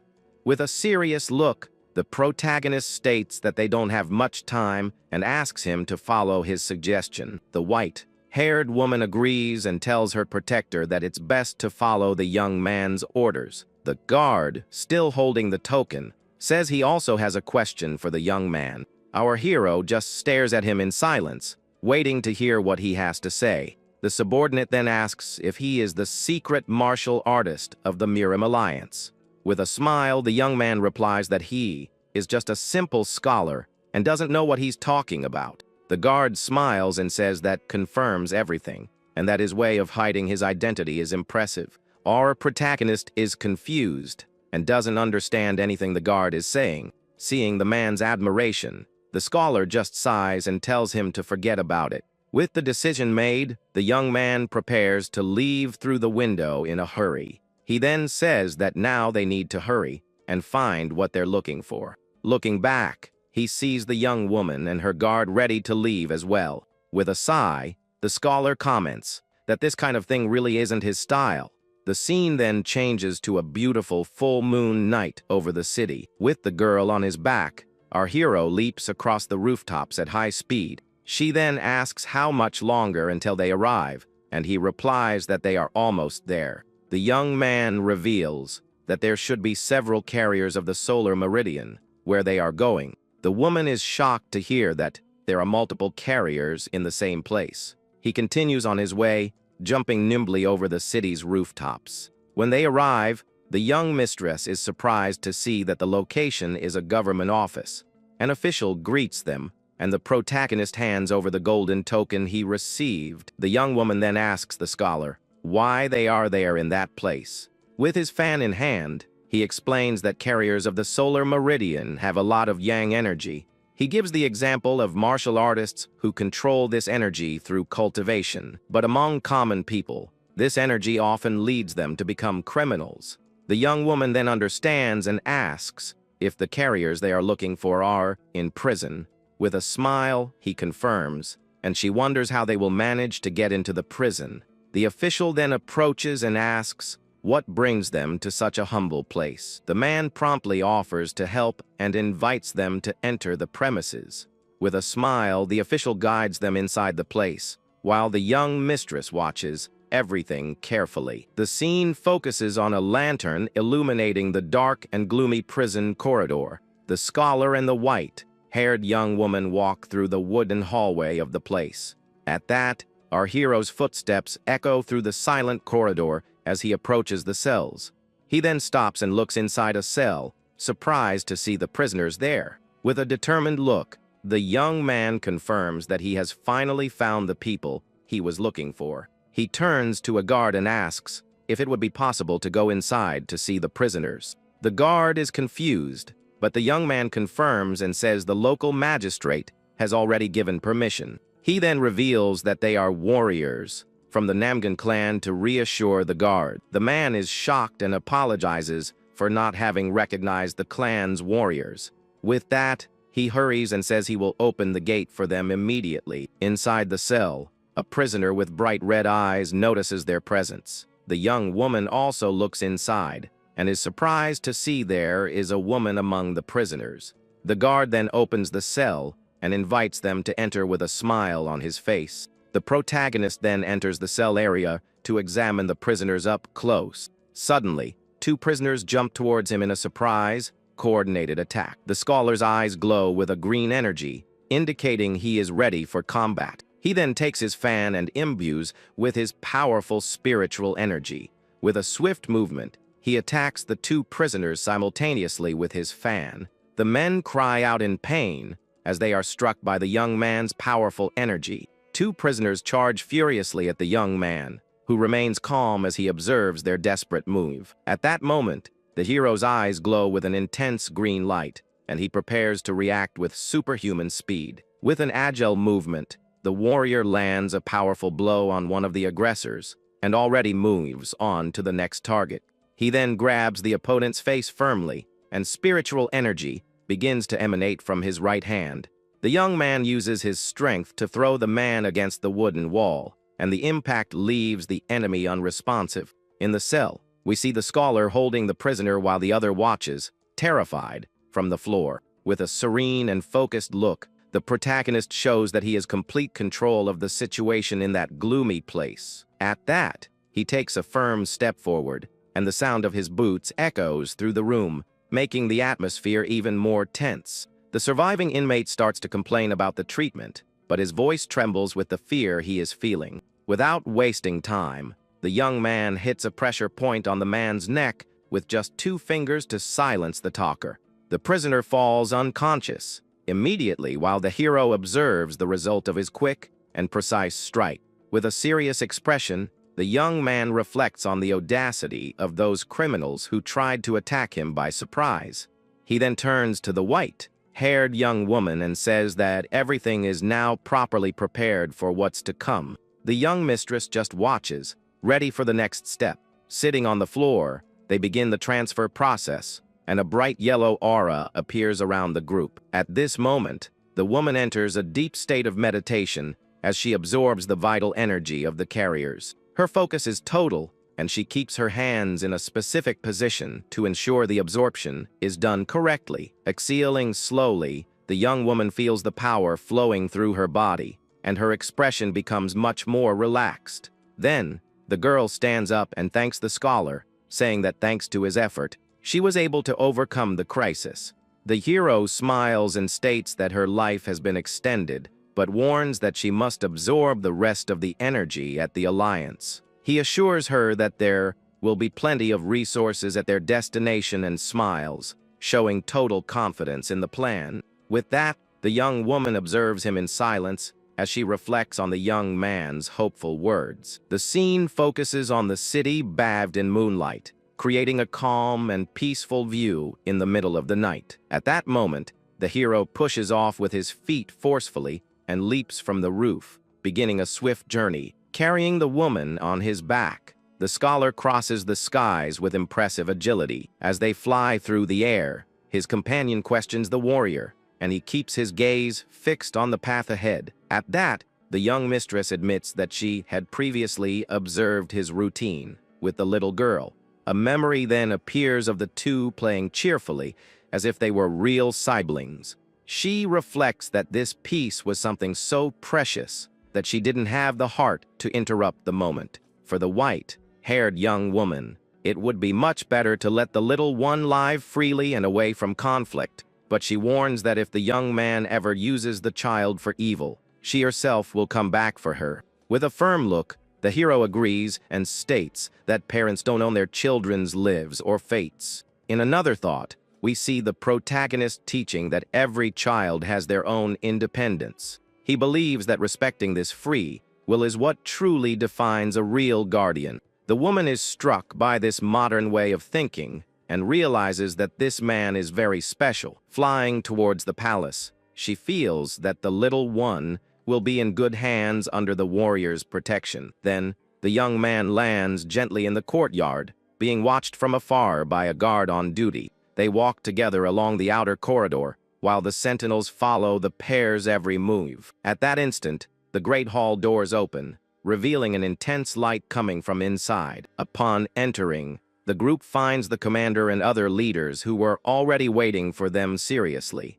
The protagonist introduces himself as a member of the Namgong clan and introduces the young woman as the young mistress of the Ice Palace. She then introduces herself as Jongso Bin and thanks everyone for answering her call for help and protection. The commander of the White Tiger Division says he has already been informed of the situation and that they did well to seek him out. At that moment, the scholar realizes that the leader still doesn't know all the details about the sacred ice body. He then comments that he heard rumors about the demonic and blood cults acting freely, and the commander confirms. The young man explains that their goal is to capture the young woman to take over the palace, and that even the elders are making a move. Therefore, the leader advises the young woman not to act alone anymore, as the matter is now of interest to all of them. The young mistress agrees and thanks him again, but the man says that her story made him think about a few things. With a sigh, he reveals that the Murim alliance is also going through its own problems and internal conflicts. It is shown there is a major dispute between the leader's faction and the Council of Elders, which is growing stronger. The Elders faction has become so powerful that they now practically control the entire alliance from behind the scenes. Our hero understands the reason for the commander's lament upon hearing about the alliance's complex political situation. The leader then asks if the young man remembers Commander Jang Ho-jin, and the scholar confirms at once. In a flashback, we see that the protagonist received a report accusing the said commander of corruption, but noticed something strange. Because of the inconsistencies, the young man decided to investigate further and ended up clearing the accused's name. As a gesture of gratitude, Commander Jang secretly helped him investigate the crimes of one of the elders. Back in the present, the leader reveals that he and Jang are allies and that his friend never forgot what the young man did. With a smile, the hero says he just did what was right and asks how Commander Jang has been. The leader says his friend is doing great and that he asked him to send his regards when he heard he was coming to Hefei. The young man then changes the subject and asks the commander if the inspection department is behind on anything. The protagonist introduces himself as a member of the Namgong clan and introduces the young woman as the young mistress of the Ice Palace. She then introduces herself as Jong So-bin and thanks everyone for answering her call for help and protection. The commander of the White Tiger Division says he has already been informed of the situation and that they did well to seek him out. At that moment, the scholar realizes that the leader still doesn't know all the details about the sacred ice body. He then comments that he heard rumors about the demonic and blood cults acting freely, and the commander confirms. The young man explains that their goal is to capture the young woman to take over the palace, and that even the elders are making a move. Therefore, the leader advises the young woman not to act alone anymore, as the matter is now of interest to all of them. The young mistress agrees and thanks him again, but the man says that her story made him think about a few things. With a sigh, he reveals that the Murim alliance is also going through its own problems and internal conflicts. It is shown that there is a major dispute between the leader's faction and the Council of Elders, which is growing stronger. The Elders' faction has become so powerful that they now practically control the entire alliance from behind the scenes. Our hero understands the reason for the commander's lament upon hearing about the alliance's complex political situation. The leader then asks if the young man remembers Commander Jang Ho, Jin, and the scholar confirms at once. In a flashback, we see that the protagonist received a report accusing the said commander of corruption, but noticed something strange. Because of the inconsistencies, the young man decided to investigate further and ended up clearing the accused's name. As a gesture of gratitude, Commander Jang secretly helped him investigate the crimes of one of the elders. Back in the present, the leader reveals that he and Jang are allies and that his friend never forgot what the young man did. With a smile, the hero says he just did what was right and asks how Commander Jang has been. The leader says his friend is doing great and that he asked him to send his regards when he heard he was coming to Yifei.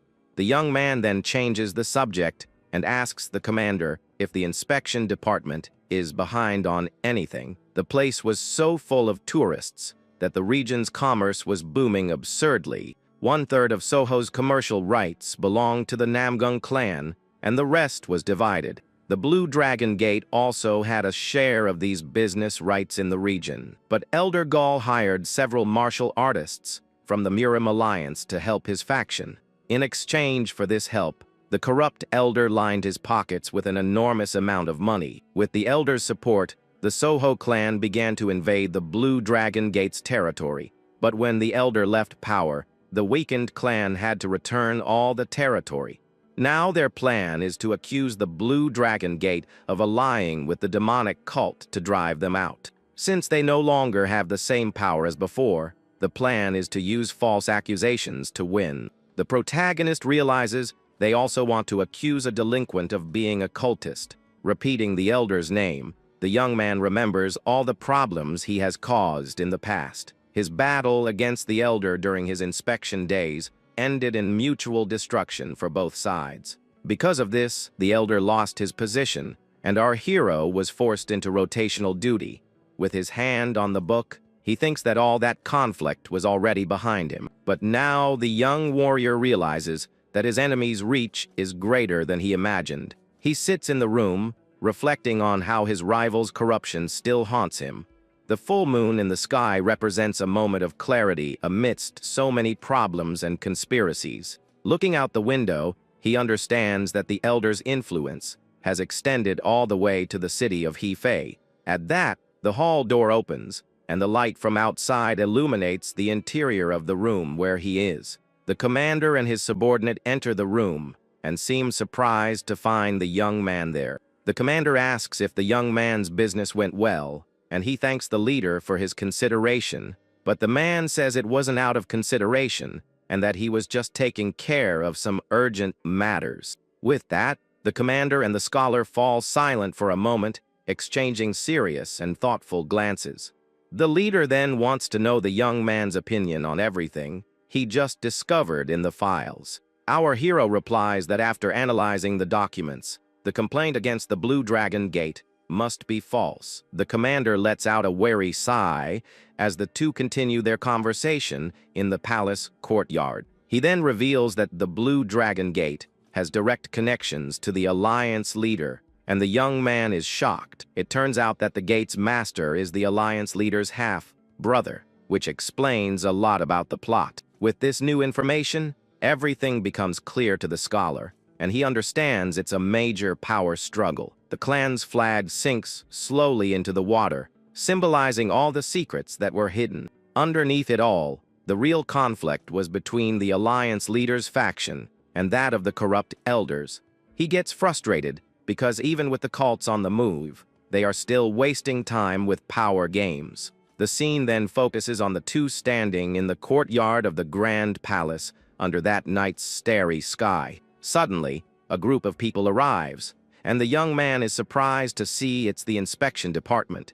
The fact that the inspection team is there means a very important person must have also arrived. The commander then mentions the master of the Blue Dragon Gate, the great Lord Yaeyang, and also his son, Yaimak Song, the carrier of the third energy of 7 stars he was looking for. Our hero seems to hear something and becomes alert with a doubtful expression on his face. A voice calls him Inspector, and a man quickly approaches them in the palace courtyard. Coming closer, the man formally introduces himself as Inspector Yu Hyan, with a smile on his face. Inspector Yu Hyan asks to be called just Scholar Chian and wants to know about Vice Inspector Gu. The man replies with a smile that the Vice Inspector went to the Namgong clan to resolve a matter. The scene then changes to the blue gate of the Namgong clan, where a little white-haired girl is standing. An older man comes out of the gate, and the little girl is surprised to see him approaching her. The newcomer asks if she knows where Chi and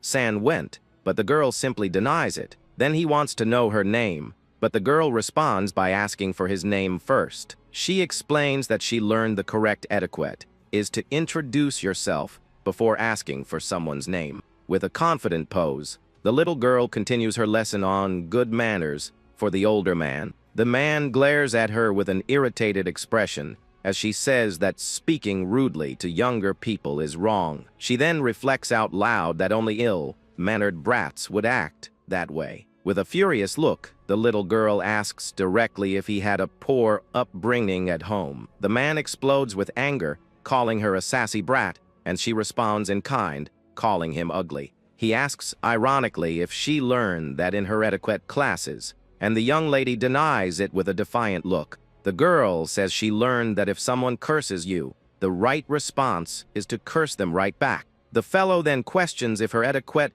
teacher told her that, and the little girl confirms with pride. With a serious expression, the older man wants to know the name of the teacher who taught her these things. The girl just stares at him suspiciously and asks why he wants to know her master's name. The man points at her and calls her an ill-mannered girl, saying her words are disrespectful. With his fists clenched, he prepares to attack, saying he will teach her how scary the world is. He lunges to attack, but the girl is not intimidated and curses him again for using violence. The man yells that he won't let the brat get away, but she skillfully dodges his attack. Suddenly, a mysterious voice interrupts him, and he stops his advance, surprised by the intervention. A woman appears to protect the little one and asks who dares to bother a child of the Namgong clan.